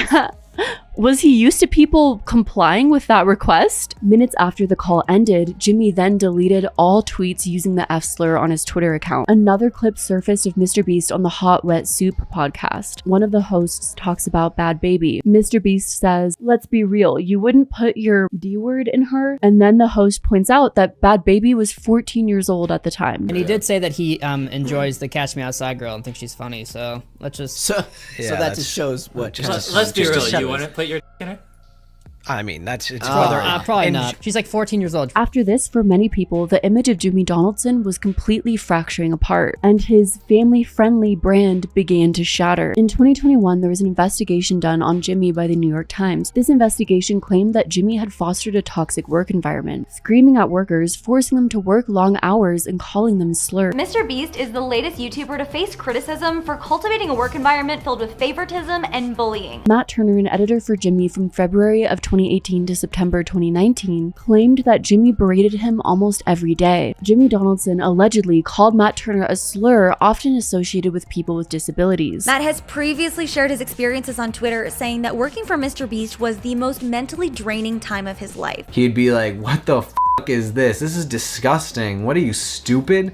And I'd be like, "Man, like, why do you have to insult me like that? You can just say, this is too much or not enough." Some of Jimmy's most well-revered and well-regarded videos are when he helps people with disabilities who are unable to receive help through traditional healthcare. And yet behind the scenes, Jimmy is calling his employees slurs used to degrade and insult those with disabilities. The contrast between these two sides is pretty alarming. But Jimmy Donaldson denied the claims of setting a hostile work environment. He said to The Times, "I've literally worked with over 100,000 people. 2 people thought I was pretty demanding, which is perfectly fine. We have high standards, but it's not a toxic work environment." You sure about that? You sure about that? The experiences that these employees spoke out about was incredibly brave, especially since they were one of the first people to talk about the toxic work environment of the MrBeast empire. But still, people were incredibly shocked when the news about Ava Chris Tyson and her actions within the MrBeast operations came to light. You become the friends you keep, and Ava and Jimmy have always been close. Ava Chris Tyson is a longtime figure of the MrBeast empire. Within the past few years, Ava has publicly transitioned and faced a lot of online backlash and scrutiny for that. I want to clarify before I discuss all the controversies surrounding Ava Chris Tyson that just because Ava Chris Tyson acted in a very wrong manner does not justify any transphobic comments towards her. A lot of people have taken this controversy as an opportunity to be transphobic, which I think is very wrong. This whole controversy started when Discord messages were leaked between a Discord moderator named LavaGS and Ava Chris Tyson herself. These messages seemed to be very inappropriate, and at the time they leaked, Ava Chris Tyson was 20 years old and LavaGS was only 13 years old. There's a history of Ava talking somewhat inappropriately to like minors. The biggest accusation came with a guy named Lava. The minor was around 13. This is Lava, and Ava was 20. Many strongly believe that these messages were evidence of because of the very casual relationship developed between Ava, 20 years old, and LavaGS, 13 years old, and the inappropriate conversations that were had that you should never have with a 13-year-old. A 13-year-old might think they're mature and wise enough to have inappropriate conversations, but a 20-year-old should know better. Initially, Lava spoke out in defense of Ava Chris Tyson, saying that the jokes were just edgy jokes. Lava said, "Ava never did anything wrong and just made a few edgy jokes. I was never exploited or taken advantage of. I'm not a victim of anything being claimed in these videos or at all." I do think ultimately this is Lava's story, and Lava has a right to feel however they want to feel about this situation. Sometimes it's hard for those who've been groomed to realize that grooming took place, especially if you have very specific ideas in your mind of what grooming can look like, and you don't feel like you're a victim or don't want to believe you're a victim of anything. It can be really hard to wrap your head around the idea. Due to all the online backlash, Ava Chris Tyson stepped down from her role on the MrBeast channel. I would like to apologize for any of my past behavior or comments if it hurt or offended anyone. It was not my intent. Seeing recent events, we've mutually decided it's best I permanently step away from all things MrBeast and social media to focus on my family and my health. Having said that, I humbly apologize to anyone I've hurt with my unacceptable social media posts, past actions, and to those who may feel betrayed by how I used to act online. To lump these two factors together to create a narrative that my behavior extended beyond bad edgy jokes is disgusting and did not happen. Making bad edgy jokes matters a lot in the context of who you're surrounded by. When you make said bad edgy jokes around a bunch of minors, that has a lot further implications. Around the same time, MrBeast also posted a statement onto X saying, "Over the last few days, I've become aware of the serious allegations of Ava Tyson's behavior online, and I'm disgusted and opposed to such unacceptable acts. During that time, I've been focused on hiring an independent third party to conduct a thorough investigation to ensure I have all the facts. That said, I've seen enough online and taken immediate action to remove Ava from the company, my channel, and any association with MrBeast." This sounds promising at first, as if MrBeast took these allegations seriously and wanted to look into the inner workings of the company to ensure it wasn't a culture-wide issue. But then for a period of the next few months, MrBeast remained silent. And unfortunately, the situation with Lava was just the beginning regarding Ava Chris Tyson's wrongdoings. Just the day after Ava Chris Tyson announced she was stepping away, another former Discord moderator, who was a teenager at the time they were a Discord moderator, came forward and seemed to expose the full extent of Ava Chris Tyson's messages on this Discord. This is a trend of Ava sending edgy jokes to like teens. His name was Nathan Wayman, and he started working on Ava's Discord when he was only 15. He came forward and stated that Ava used me, manipulated me, and did very inappropriate things with me. In 2015, when Nathan was 13, he started watching the MrBeast channel. 2 years later, Ava tweeted out that she needed help building a server for the video game Gary's Mod to celebrate MrBeast hitting 10 million subscribers. Nathan responded, and Ava moved their conversation over to her private Discord server. Me and him were both initially involved in running Discord server, helping set up Twitch streams and moderating them. This Discord server was called Dank Memes, and the private Discord server only had about 20 people, including Jimmy Donaldson himself. Had about 10 people in it, most of whom were minors. I'm not sure how they got in there, other than me and Lava. In the leaked Discord messages from the server, Ava wrote that she was the dictator of the server and I can do what I want. For people to further understand the gravity of the amount of inappropriate things that Ava said on this Discord server, Nathan, along with other former moderators of the Discord, leaked over 500,000 messages from Ava Chris Tyson, spanning from 2017 to 2021. Ava Tyson's Discord server leaks are getting dropped in a little less than an hour. I actually have thousands of Discord messages to go through. Almost anywhere where these messages have been leaked have been deleted online, so I was not able to find many sources with the original screenshots. However, I did find a random TikTok with a dude showing these screenshots, so I thought I'd show that here. Things just got worse for Tyson because an old Discord server was leaked and it's bad. If you've seen my second channel video titled Why Are So Many Influencers Low-Key Creeps, you've probably already seen this. She's only 14. Damn. Along with an image attachment that was shared. Sharing images of 14-year-olds? Ava had a message that said, "Buy my feet pics," with a photo image attachment. Was this photo a photo of Ava's feet that she was sharing to minors? Ava also had a message that read, "My PP gets big when I watch anime." While of course these messages are pretty inappropriate in general, again, the context of these edgelord jokes gets even weirder when you know that she was saying this to minors. Ava can't even pretend that she didn't know that minors were in the Discord. Not only because she was the one that invited a lot of them, but also because when the topic of making this Discord just for adults was brought up, probably because of all the inappropriate messages that were exchanged, Ava said that would be a lot of work. She also said, "The internet is full of P content, and what am I, a parent? No, you're an influencer who's been heavily featured on the MrBeast channel, the most popular YouTube channel in the world with a predominantly younger audience. And you're also an adult. What you say to these children has a lot of weight. Children by proxy look up to you, and if you're acting in an inappropriate manner, they would probably deem that as acceptable or okay, when it's not." This is someone who we looked up to at the time, we idolized, we thought was the coolest person in the world, so they couldn't really do any wrong in our eyes. But looking back, I was definitely uncomfortable. Nathan leaked over 500,000 of those messages and posted it onto GitHub. But the thing is, if you couldn't already guess by me saying most of these posts have been deleted on any place it's been posted, that GitHub page ended up getting deleted. The messages were removed, completely wiped from the site, making a lot of people start to wonder or theorize if MrBeast's team was trying to cover up this information. In a statement to Rolling Stone, a GitHub spokesperson claimed they were removed because it violated our terms for additional products and features. But in my opinion, just from what I've noticed when researching this topic, PR and legal teams are working overtime to change and hide this narrative. Nathan, Lava, or other members of the Discord would also often refer to Ava as dad or daddy. Ava seems to have had this sort of like habit of calling everyone dad, or at points daddy. They would also often have hours-long Discord calls with Ava when they were minors and she was 20. This turned into us having lots of private conversations with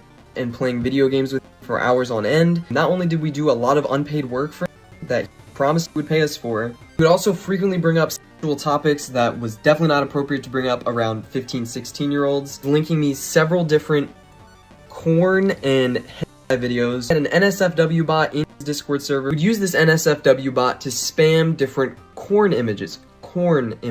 Both Nathan and Lava told the Rolling Stone that Ava would often smoke weed on camera, talk about her marital issues, or complain about working on a MrBeast video. After all of those messages were posted publicly onto GitHub, meaning people could blatantly see the inappropriate nature of Ava's messages, LavaGS retracted some of his initial statement. Based on the recent screenshots and messages, I would like to say a statement about the Discord. This was 5 or 6 years ago, and I thought I had a good memory of the situation, but I was wrong. After reading the chat logs, this stuff was inappropriate and wrong. I spoke based on my memory of the situation, and I still do not remember these conversations, but they definitely happened. These conversations should not have happened with people at the age I was at the time. I strongly condemn them. I still believe I'm not a grooming victim, but these conversations should not have happened with me and any other minor in this Discord. I was a minor in this situation, and not the adult influencer who shouldn't have allowed this to happen. I did not see this as wrong at the time. But Ava's actions have gone beyond just an inappropriate Discord. Ava was seemingly a huge fan of the horrific artist named Shadman, who is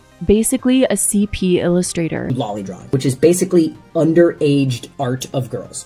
Which is crazy to use the word art there. There is a notorious lolly artist called Shadman, and what is Ava's relationship to Shadman? Well, it seems like, for years, an avid follower, or perhaps fan. There were posters from Shadman hanging in, I believe, Jimmy and Ava's shared home, and other evidence that Ava communicated regularly about Shadman and bought the art. The most egregious part of the relationship between Shad and Ava is a drawing that, like, people are theorizing might have been, like, contracted, like she might have paid for, or at the very least bought a print of. This is featured in an actual MrBeast video. It's like a MrBeast, like, buying my friend or pizza driver a home video, and here is that exact drawing you can see in the corner. Rosanna Pansino obtained disturbing messages in a Telegram group chat that both Ava Chris Tyson and Jimmy Donaldson were a part of. On X, Rosanna shared this 7-minute video featuring these disturbing messages. And in a good amount of these messages, a lot of people, but mostly Ava, are making disturbing sexual jokes about children. happen. Frankly speaking, while I'll show some of the messages on screen here, I don't feel like fully diving in and discussing every single disturbing message. As you can guess, there's a lot, and I feel like that would just be terrible for everyone's mental health. Rosanna also wrote on X that she turned the message logs over to the FBI. I'm tied up an FBI agent. Rosanna also posted a YouTube video about this titled, "MrBeast knew all along, 1,000+ leaked messages." The proof that Jimmy knew about Tyson's behavior is right here. Ivanka Trump when she was 13.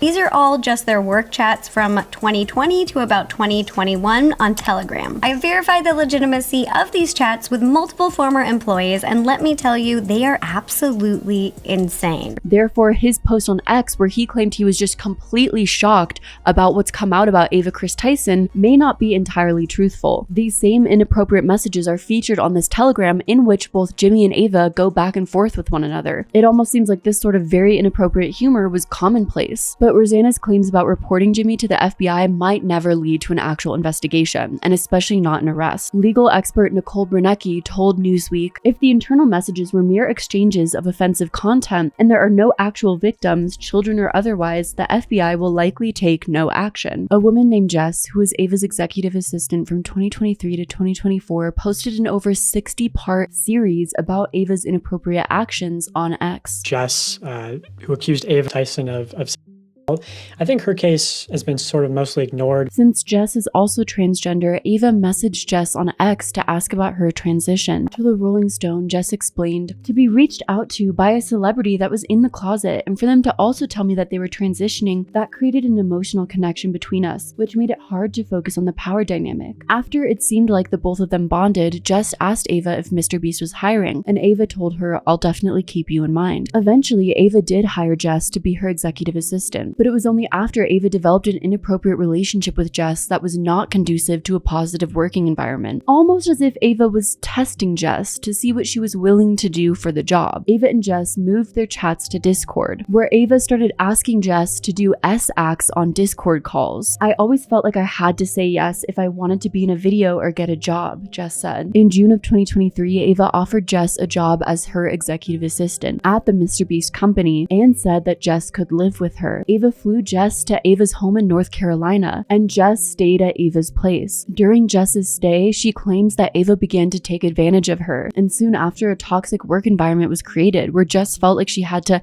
actually pleasure Ava, who was also her boss. "I felt like I was going to be risking my job if I did nothing or if I walked away." Jess also said it took a long time for her to admit to herself that what happened was SA. Jess claims their final S encounter was in December, and after that encounter, Ava became more distant, which, according to Jess, led to a lot of fights between us, where it was mostly just me trying to stand up for myself and saying that this is wrong. Eventually, Jess says she hit her breaking point and just packed up and left on a few days' notice, and Jess also reached out to MrBeast HR to discuss some of the things that happened between Ava and herself. But it doesn't seem like an investigation was ever done before people publicly knew about Ava's wrongdoings. She was a MrBeast employee, and you can see in her evidence, in her communications with the company, the clear signs of a cover-up, threatening her with legal action and emails, and saying like, "Oh, we're gonna have a law firm investigate this." MrBeast seemed to be aware of Ava's inappropriate jokes, since he was in both the private Discord and the Telegram chats where Ava was participating in this kind of action. A report was also sent to HR about Ava having an inappropriate relationship with Jess, coercing her to do uncomfortable S-acts, and yet nothing was ever done until it became a public issue, and I think that says a lot.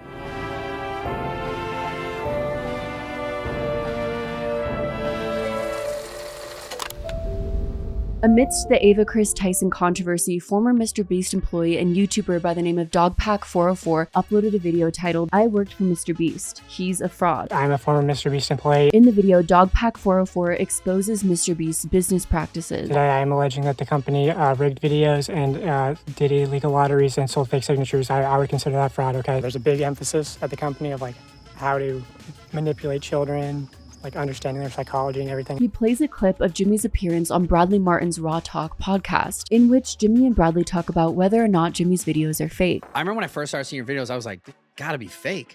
Oh yeah, Like, it's a huge problem for us now. Have you ever faked a video?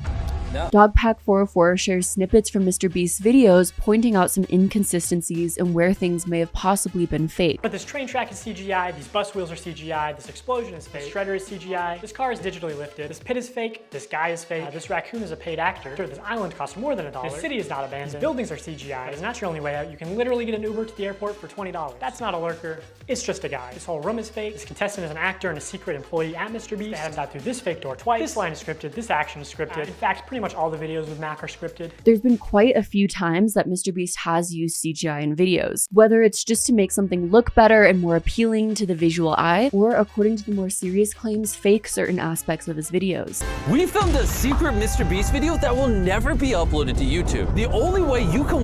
Okay, so this explosion here. I mean, real, CGI. And the only man that can stop it is this man. Okay, so some people have pointed out this shot as being potentially a little sussy. Right. In terms of CGI, what are your thoughts? This one didn't necessarily raise any red flags. In an interview, Jimmy addressed his use of CGI and how it can undermine the authenticity of videos. A good way for the interviewer to say, lie to your audience. We're really pushing boundaries, and like I want to like keep leveling things up, and I think that's a cool way to do it. But it's not like there's some like playbook on how to like incorporate it, right? Because no one else really does it. Like also, we rarely use it. Like, I mean, maybe like 0.5%, 0.1% of my shots. Majority of what we do, or sometimes we'll extend a set. But this train track is CGI, these bus wheels are CGI.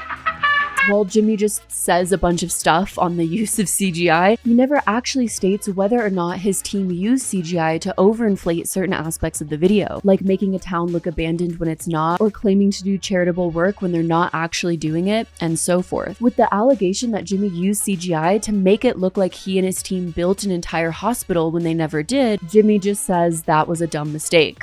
Whoops, my bad. Honestly, truthful, dumb mistake. They were trying to show what this like building looked like in the past, and in the past that hospital wasn't there. Jimmy even claimed that because people spread on the information of Jimmy using CGI in his videos, his philanthropy channel is now struggling to get sponsorships. Truthfully, that channel is struggling to get brand deals because of all the slander on it, because everyone, you know, has convinced advertisers that the videos are fake. I mean, it is a thing that he did utilize CGI, and people are talking about it. Dogpack404 went on further to talk about different aspects of Jimmy's videos that could be faked. He claimed that all videos featuring a man named Mac Hopkins were fake. That in fact, Mac Hopkins was an actor and a secret employee. I found public records showing that Mac moved from California to Greenville, North Carolina, where Jimmy is located, back in August 2023, 2 months before he appeared as a contestant. According to a former MrBeast employee, this is around the time when Mac started working full-time on the editing team at MrBeast. How do you make money?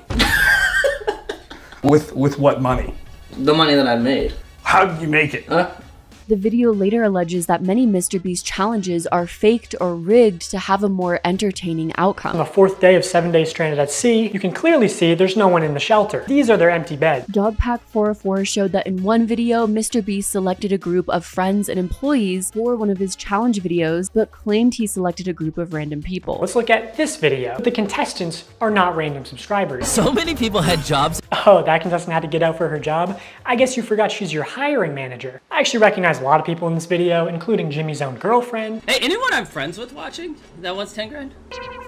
The MrBeast team has claimed that this particular video was done during COVID, and when they had COVID tested the random group of people, a few of them tested positive, which meant that they had to substitute those randomly selected people with people that they knew, employees, friends, so that the video could continue for those who were able to participate in the challenge. That being said, having some sort of disclaimer that he knew some of the people instead of just saying blatantly that this was random people may have felt more authentic and trustworthy to the audience, instead of finding out after the fact that it wasn't, as Jimmy claimed, a randomly selected group of people. Dogpack404 also levies the claim that MrBeast participated in illegal lotteries for his young audience, exploiting his young audience. If you buy one of our limited edition 40 mil special shirts, then we will sign that shirt, and some of them will get random prizes. 5 minutes, we're gonna do the same thing again. We're gonna put $1,000 in a random order. So this was a 6-hour live stream. They took it down off YouTube. During those 5 hours, I counted 46 illegal lotteries. At one point, MrBeast is informed that they ran out of PlayStations, and he says, "Are we trying to not sell merch?" Our city is sold out of PlayStations. We don't have any. We have to give away. Are we trying to not sell merch?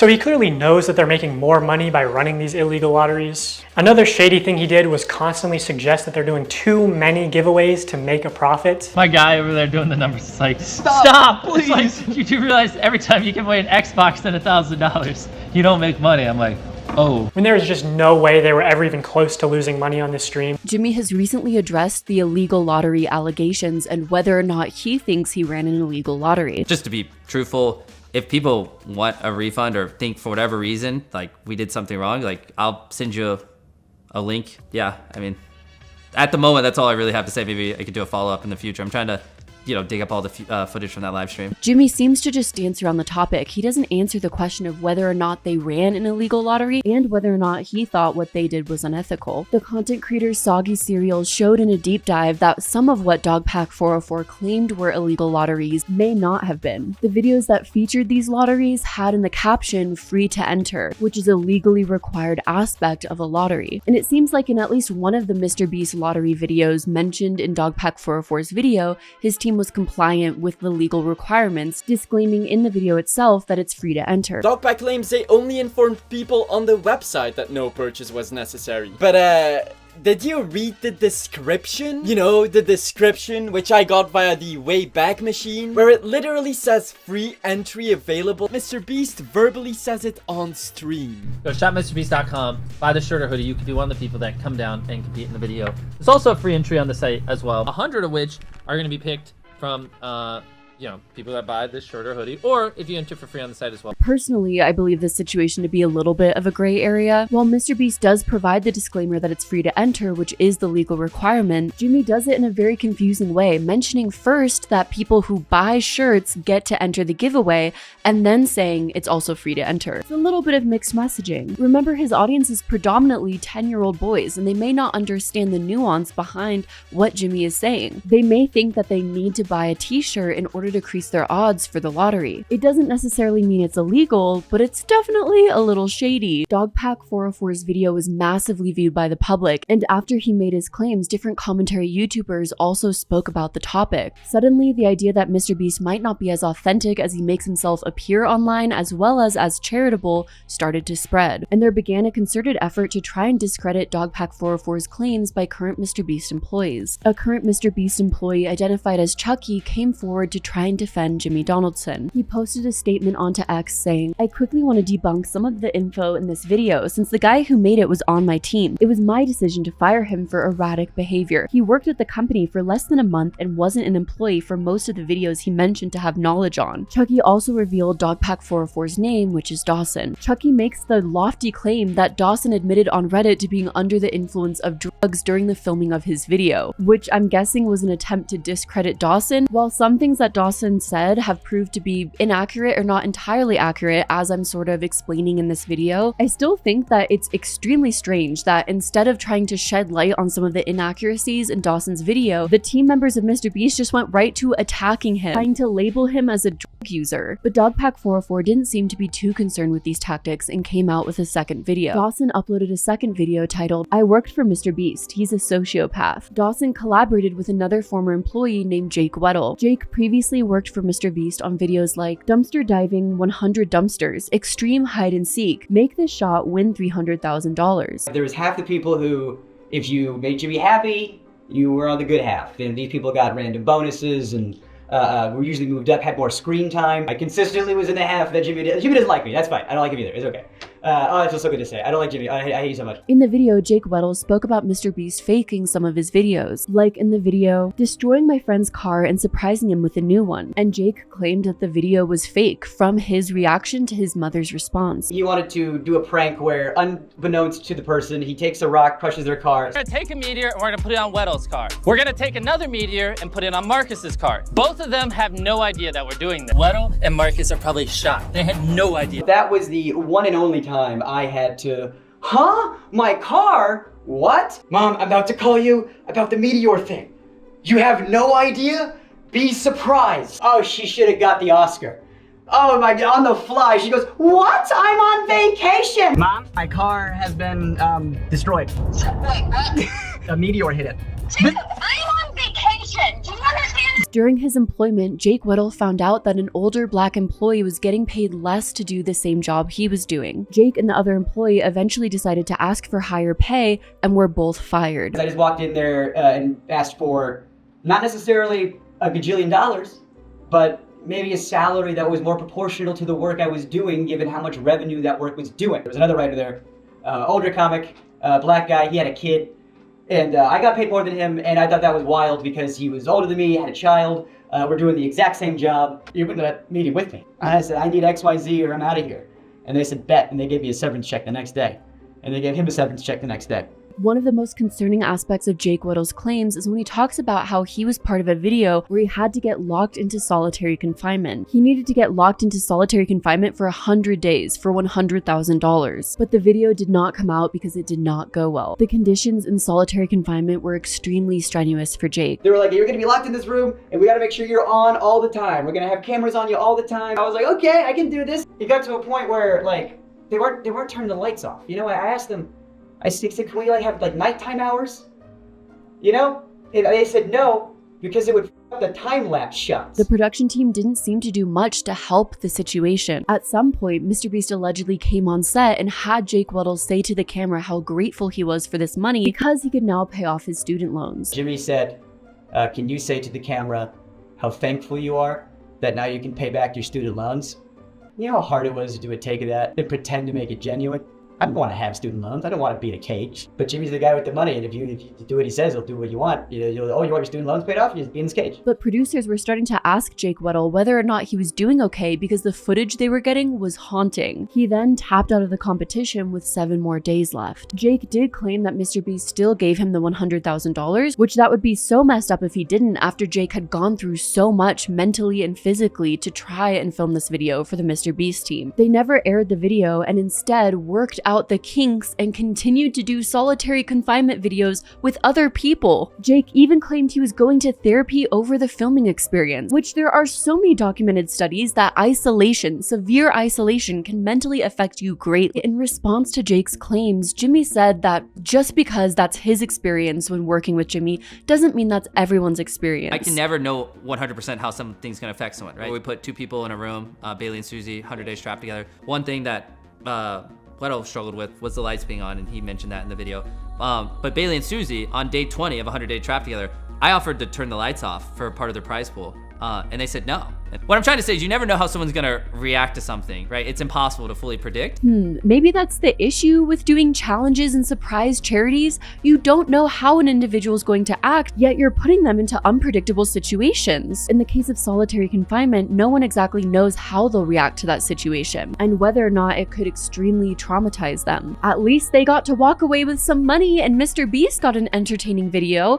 It's fine if they can't sleep for the rest of their life. In this second video, Dogpack404 shows an internal document by the MrBeast team called How to Succeed in MrBeast Production. And the document starts with the subheading, "No does not mean no." When dealing with people outside MrBeast Productions, never take no at face value. Well, you shouldn't really be pressuring civilians to bend the rules that could get them fired, you know? Yikes. So any employee could read that and take it to the extreme. Someone says no, that they don't want to be filmed, and that employee pushes and pushes them until they can get a yes, for example. In general, it's just a glaring warning sign that consent is not a priority with production and the filming team. In an interview, Jimmy tries to explain the no means no policy. I wrote this little, I almost like advice book. There's a section that said no does not mean no. And then they just like crop that out and they're like, look, this is proof Jimmy's immoral and evil. The gist of why we had a section that said no does not mean no is because we do, I don't know if anyone's ever seen our videos, crazy things that have never been done before. But I don't think he brings up any new information. Instead, Jimmy just outright admits that he tells team members to push the limits, even when it comes to safety. Jimmy even brings up the topic of cranes and pushing the limit on safety concerns when it comes to cranes and getting permission to use them. No one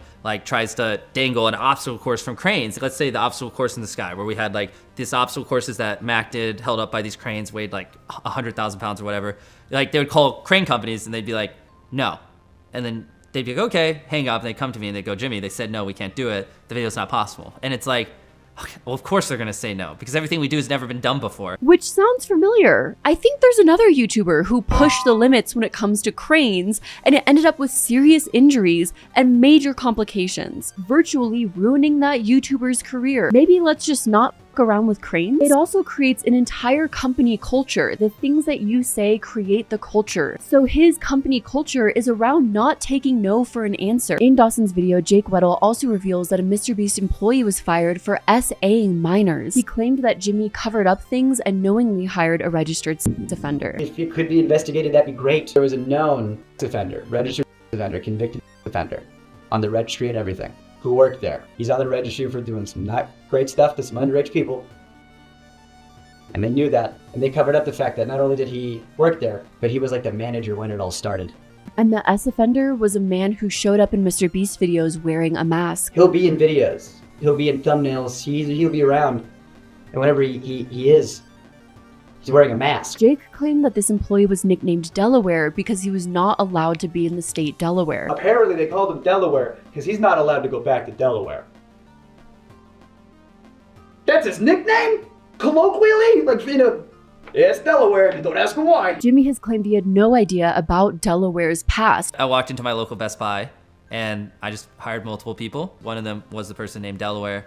And no, I did not know he was a registered sex offender. At this moment, it's hard to tell how much Jimmy knew about Delaware's past. That being said, the claim that a man's name is Delaware because he's banned in the state of Delaware starts to fall apart when you really look at it. As the YouTuber Soggy Cereal pointed out, it's extremely rare for someone to ever actually be banned from a state. State banishments are extremely rare. Most recent one I found was a 1-year Kentucky banishment in the year 2000. It wouldn't make sense that that was the reason behind Delaware's nickname, but at the same time, I don't want to outright call Jake Weddle a liar. Maybe it was just office gossip. Twitter users Internet Anarch and Octopox YouTube posted documents from the S Offender Registry regarding a man named Charles R. Jefferson, who's believed to be Delaware. According to their posts, the man's victim was between 1 and 11 years old. Then Jake the Viking, who's another MrBeast employee, posted onto X defending Delaware and claiming that he's his brother-in-law. He claimed that when Delaware was 21, a 16-year-old girl accused him and others of SA when she was 11. Delaware took a plea deal. That's why there was no jail time, but he still had to register. Jake the Viking also claimed that his nickname was Delaware because he came from Delaware, which at this point, the focus on the nickname Delaware feels like a distraction from the main point, which is that Jimmy hired a registered S offender. Jake the Viking claimed that Delaware explained his situation to Jimmy and Jimmy's mom Sue before he was hired, though MrBeast heavily disputes this. A rumor that's gone around that said that he sat me and my mom down and told us. Obviously, I don't remember that happening. Sure, let's say that Jimmy had no idea about Delaware's past. His brother-in-law obviously did, and his brother-in-law, Jake the Viking, defends Delaware and doesn't see anything wrong with his past, knowingly associated with this registered S offender. Ava Chris Tyson, Jake the Viking, Delaware. Can you imagine what kind of company culture this creates with these people being so heavily involved in the MrBeast company? Because of all of these allegations, Jimmy Donaldson ended up hiring a new PR firm. MrBeast hired Matthew Hiltzick's Crisis Management Company. Hiltzick previously served as a senior vice president of corporate communications and government relations at Harvey Weinstein's Miramax, and now represents a lot of politicians and A-listers. Leaked documents obtained by the Daily Mail show that celebrity lawyer Alex Spiro sent a cease and desist to Dawson, using power and financial resources to try and intimidate and crush anyone who speaks out against you. MrBeast is such an ethical, charitable king.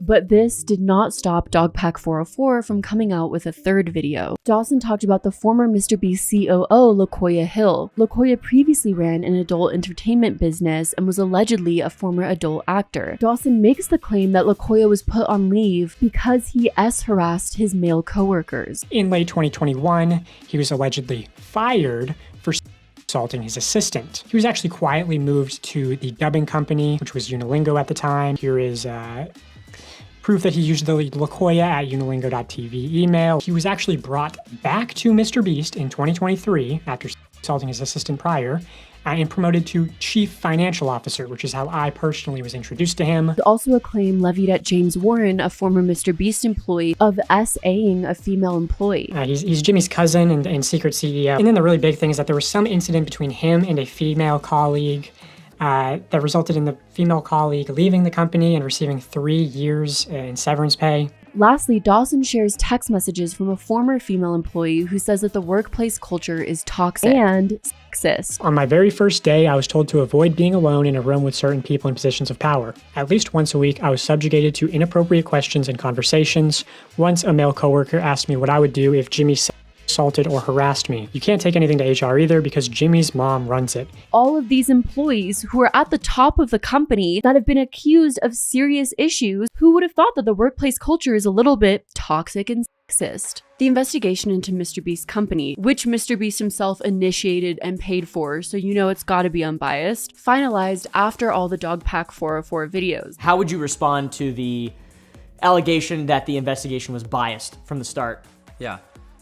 We hired Quinn Emanuel, which is one of the top law firms in the world. Like, I mean, it was very expensive. I mean, I think another thing that missing context people don't have is like, if they found anything illegal, they're obligated to report it to the police. The investigation produced the following significant findings. The report reads, allegations of sexual misconduct between company employees and minors are without basis. The allegations were soundly rejected, including by alleged victims. That feels like a case of semantics, because clearly the employee they're referring to, Ava Chris Tyson, had a very inappropriate relationship with minors. While it is probably good that they looked into whether or not sexual misconduct took place, I don't think that's necessary to realize that what Ava Chris Tyson did was wrong. The power imbalance, manipulation, and potential grooming that could take place. Allegations of the company knowingly employing individuals with proclivities or histories towards illegal or questionable illegal conduct are similarly without basis. I'm assuming this is in reference to Delaware. The report also claimed several isolated instances of workplace harassment and misconduct were identified during the investigation. The company was informed of such conduct and took swift and appropriate actions to address the incidents, including, where necessary, disciplining or letting go of implicated individuals. The way the report presents this information feels untrustworthy. In general, the entire process didn't seem very transparent to the public. And when you're as massive of an influencer as MrBeast, transparency is everything. Our charitable, caring king has disappeared behind a wall of corporate jargon. There's also been a lot of talk about how this investigation is pretty obviously biased. Jimmy literally paid someone to find him innocent. Jimmy was asked if he was going to sue Dawson and said in a roundabout way that yes, Jimmy is planning a case against Dawson. Are you going to sue Dogpack?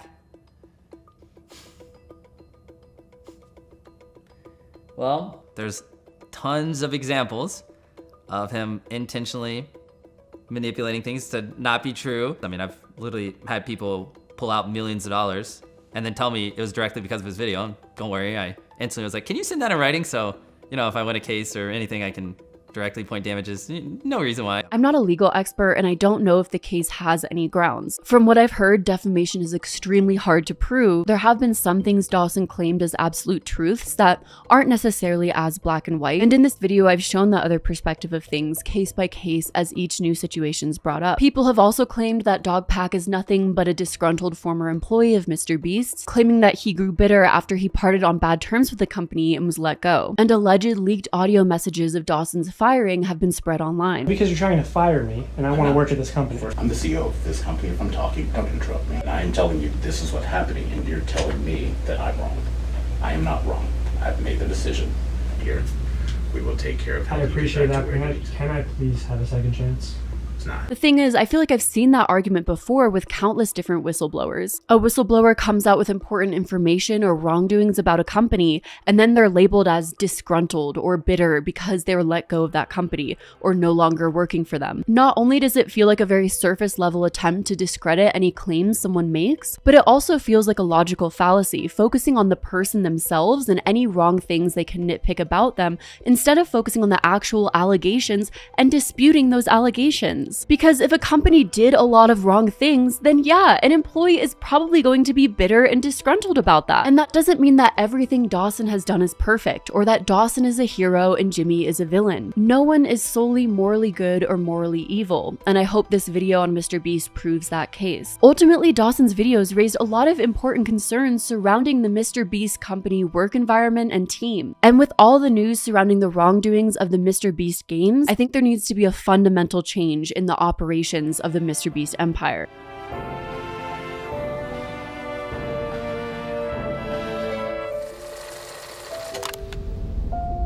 Jimmy signed a $100 million deal with Prime Video to host a reality competition show called Beast Games. The initial concept of the show that was advertised is 1,000 contestants would compete for a $5 million reward, one of the biggest competitions that MrBeast has done yet, and which the press release claimed was the biggest single prize in the history of television and streaming. The grand prize of the most insane competition show you've ever seen. And competing for it are these 1,000 contestants! So of course, thousands of people jumped at the chance to be able to compete in this game and win $5 million, even though there wasn't much information about what contestants would actually be doing. A lot of MrBeast videos have very extreme premises, complete isolation, living in a box, so you wonder what he would have 1,000 contestants do for the chance to win $5 million.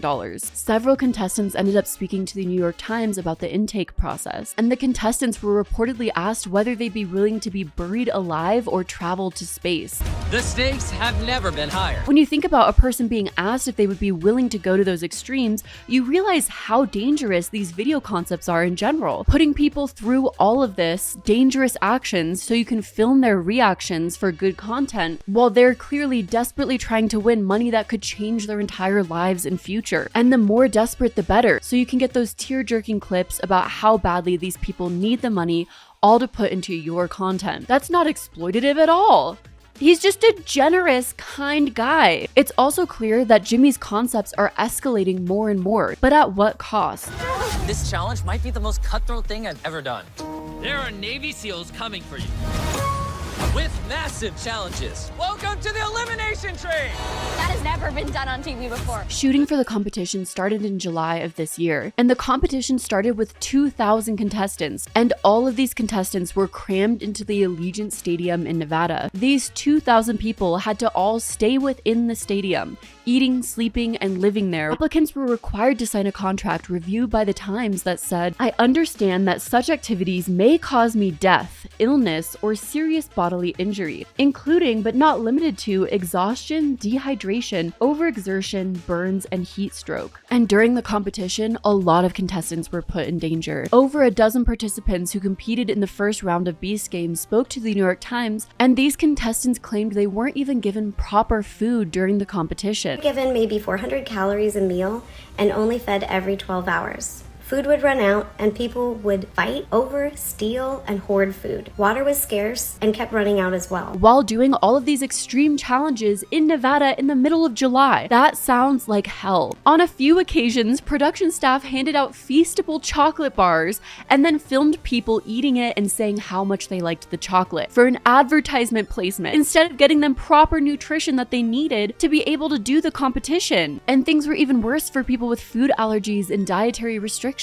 Several contestants claimed that they were fed food they were allergic to, and alternatives weren't provided, nor were they given proper medical care, and some competitors suffered serious injuries from the challenges, and the competitions required them to move heavy objects and compete in games like Capture the Flag. Even more concerning, before the competitors even arrived at the stadium, they had to turn in all their belongings, including their phone and medications. These contestants were then told that the medications would be distributed to them when needed. So production had to keep track of the medication schedule of 2,000 contestants. Yeah, that doesn't sound like a recipe for disaster. As you can guess, several contestants claimed they did not receive their medication on time, including one contestant who needed insulin. I was a contestant until the end. I also didn't accept their hush money. It was really bad. People were having seizures because they were not getting medication, even though we were promised we would. Before the competition took place, contestants described how Jimmy stepped out of a shrine-like structure and onto a platform above $5 million in cash, and they were instructed to cheer. 3, 2, 1.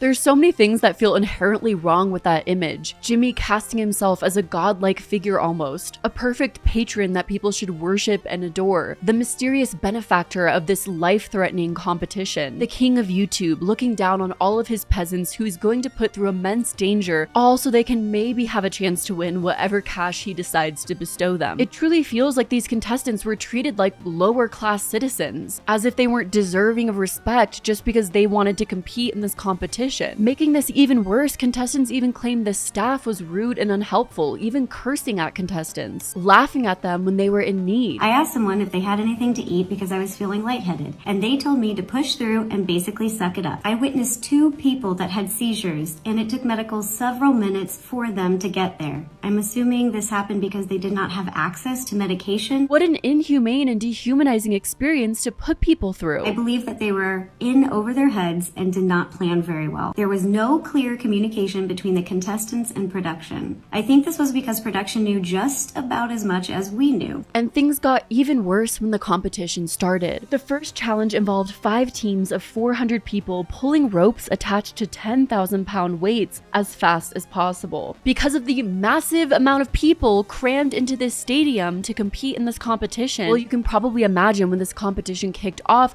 the mass chaos that ensued, especially with teams of 400 people. There was a crush of people just pushing and shoving one another, and the production staff was unable to calm the crowd. I mean, did they not think riots could possibly happen with 2,000 people crammed into a stadium all competing for $5 million? Did they not think that contestants probably would be in danger even from other contestants themselves? Once the chaos started, one contestant claimed that they started hyperventilating. Another said she'd been almost horizontal and was afraid of being trampled, which is a real danger with that kind of crowd. One person said she left the stadium bruised and bleeding after being eliminated in the first challenge. She was handed $1,000 bills, a stack of money as a sort of consolation prize, but was told after filming took place that she had to hand it back. Production said they would send the actual money eventually, but a lot of people claimed that never happened. They offered anyone who lost $1,000 to sign away their rights to join any kind of class action lawsuit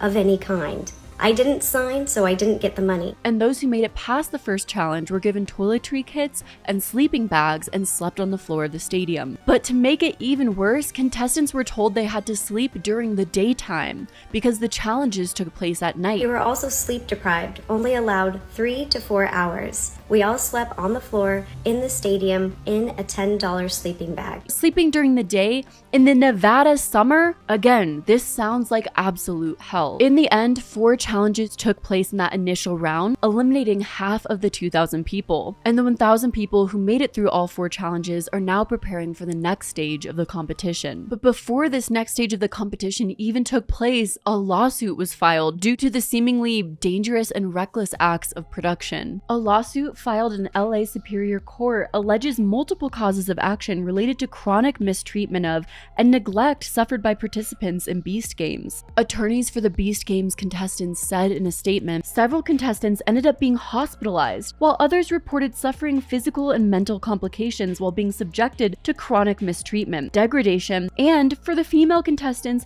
hostile working conditions. It was 100% rigged. All the games were about speed and strength, so only the young athletic males were at an advantage over the women and elderly people. Men started realizing that they could take out the women without being eliminated.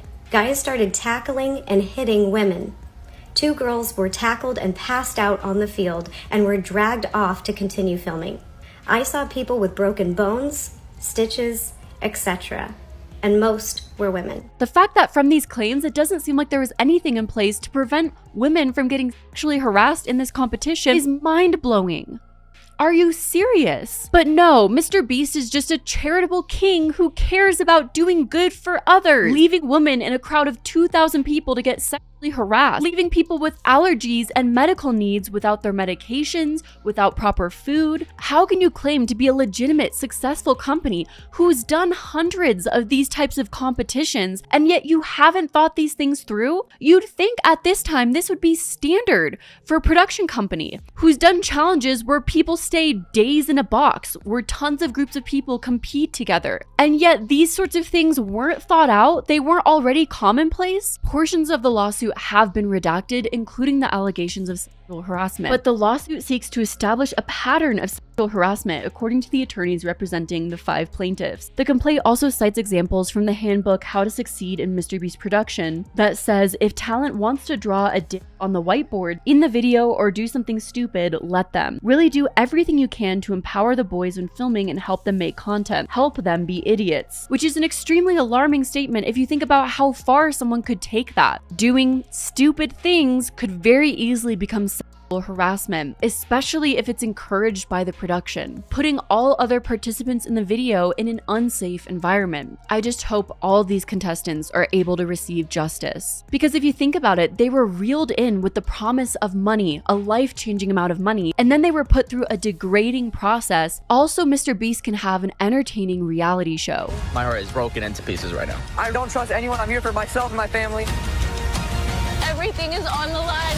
The mind games have begun. All of these controversies of MrBeast ultimately has led to the public viewing him in a different light. His charitable giving persona completely washing away, stained by the harm he's seemingly put others through. Just looking through the history of MrBeast, his entire claim to fame was his philanthropy content and being seen as a giving person. Not-for-profit Jimmy. People enjoyed watching his content so much because they felt it was positively impacting other people. But when reports of serious harm from people participating in the video and the MrBeast company are spreading, as well as information that makes one distrust the content of a MrBeast video, all the good feels that people had when watching a MrBeast video is completely stripped away. And that is how we get the fall of the MrBeast empire. Of course, Jimmy will probably find ways to continue making content and working on his businesses. He's claimed multiple times in various interviews that he'll never stop making YouTube videos. But the entire foundation that the MrBeast brand and videos were built on has been completely stripped away, shattered in the eyes of the viewer. When social media is built off of public perception and you lose the image your brand was built off of, your brand slowly disappears and fades out. Your empire comes crumbling down.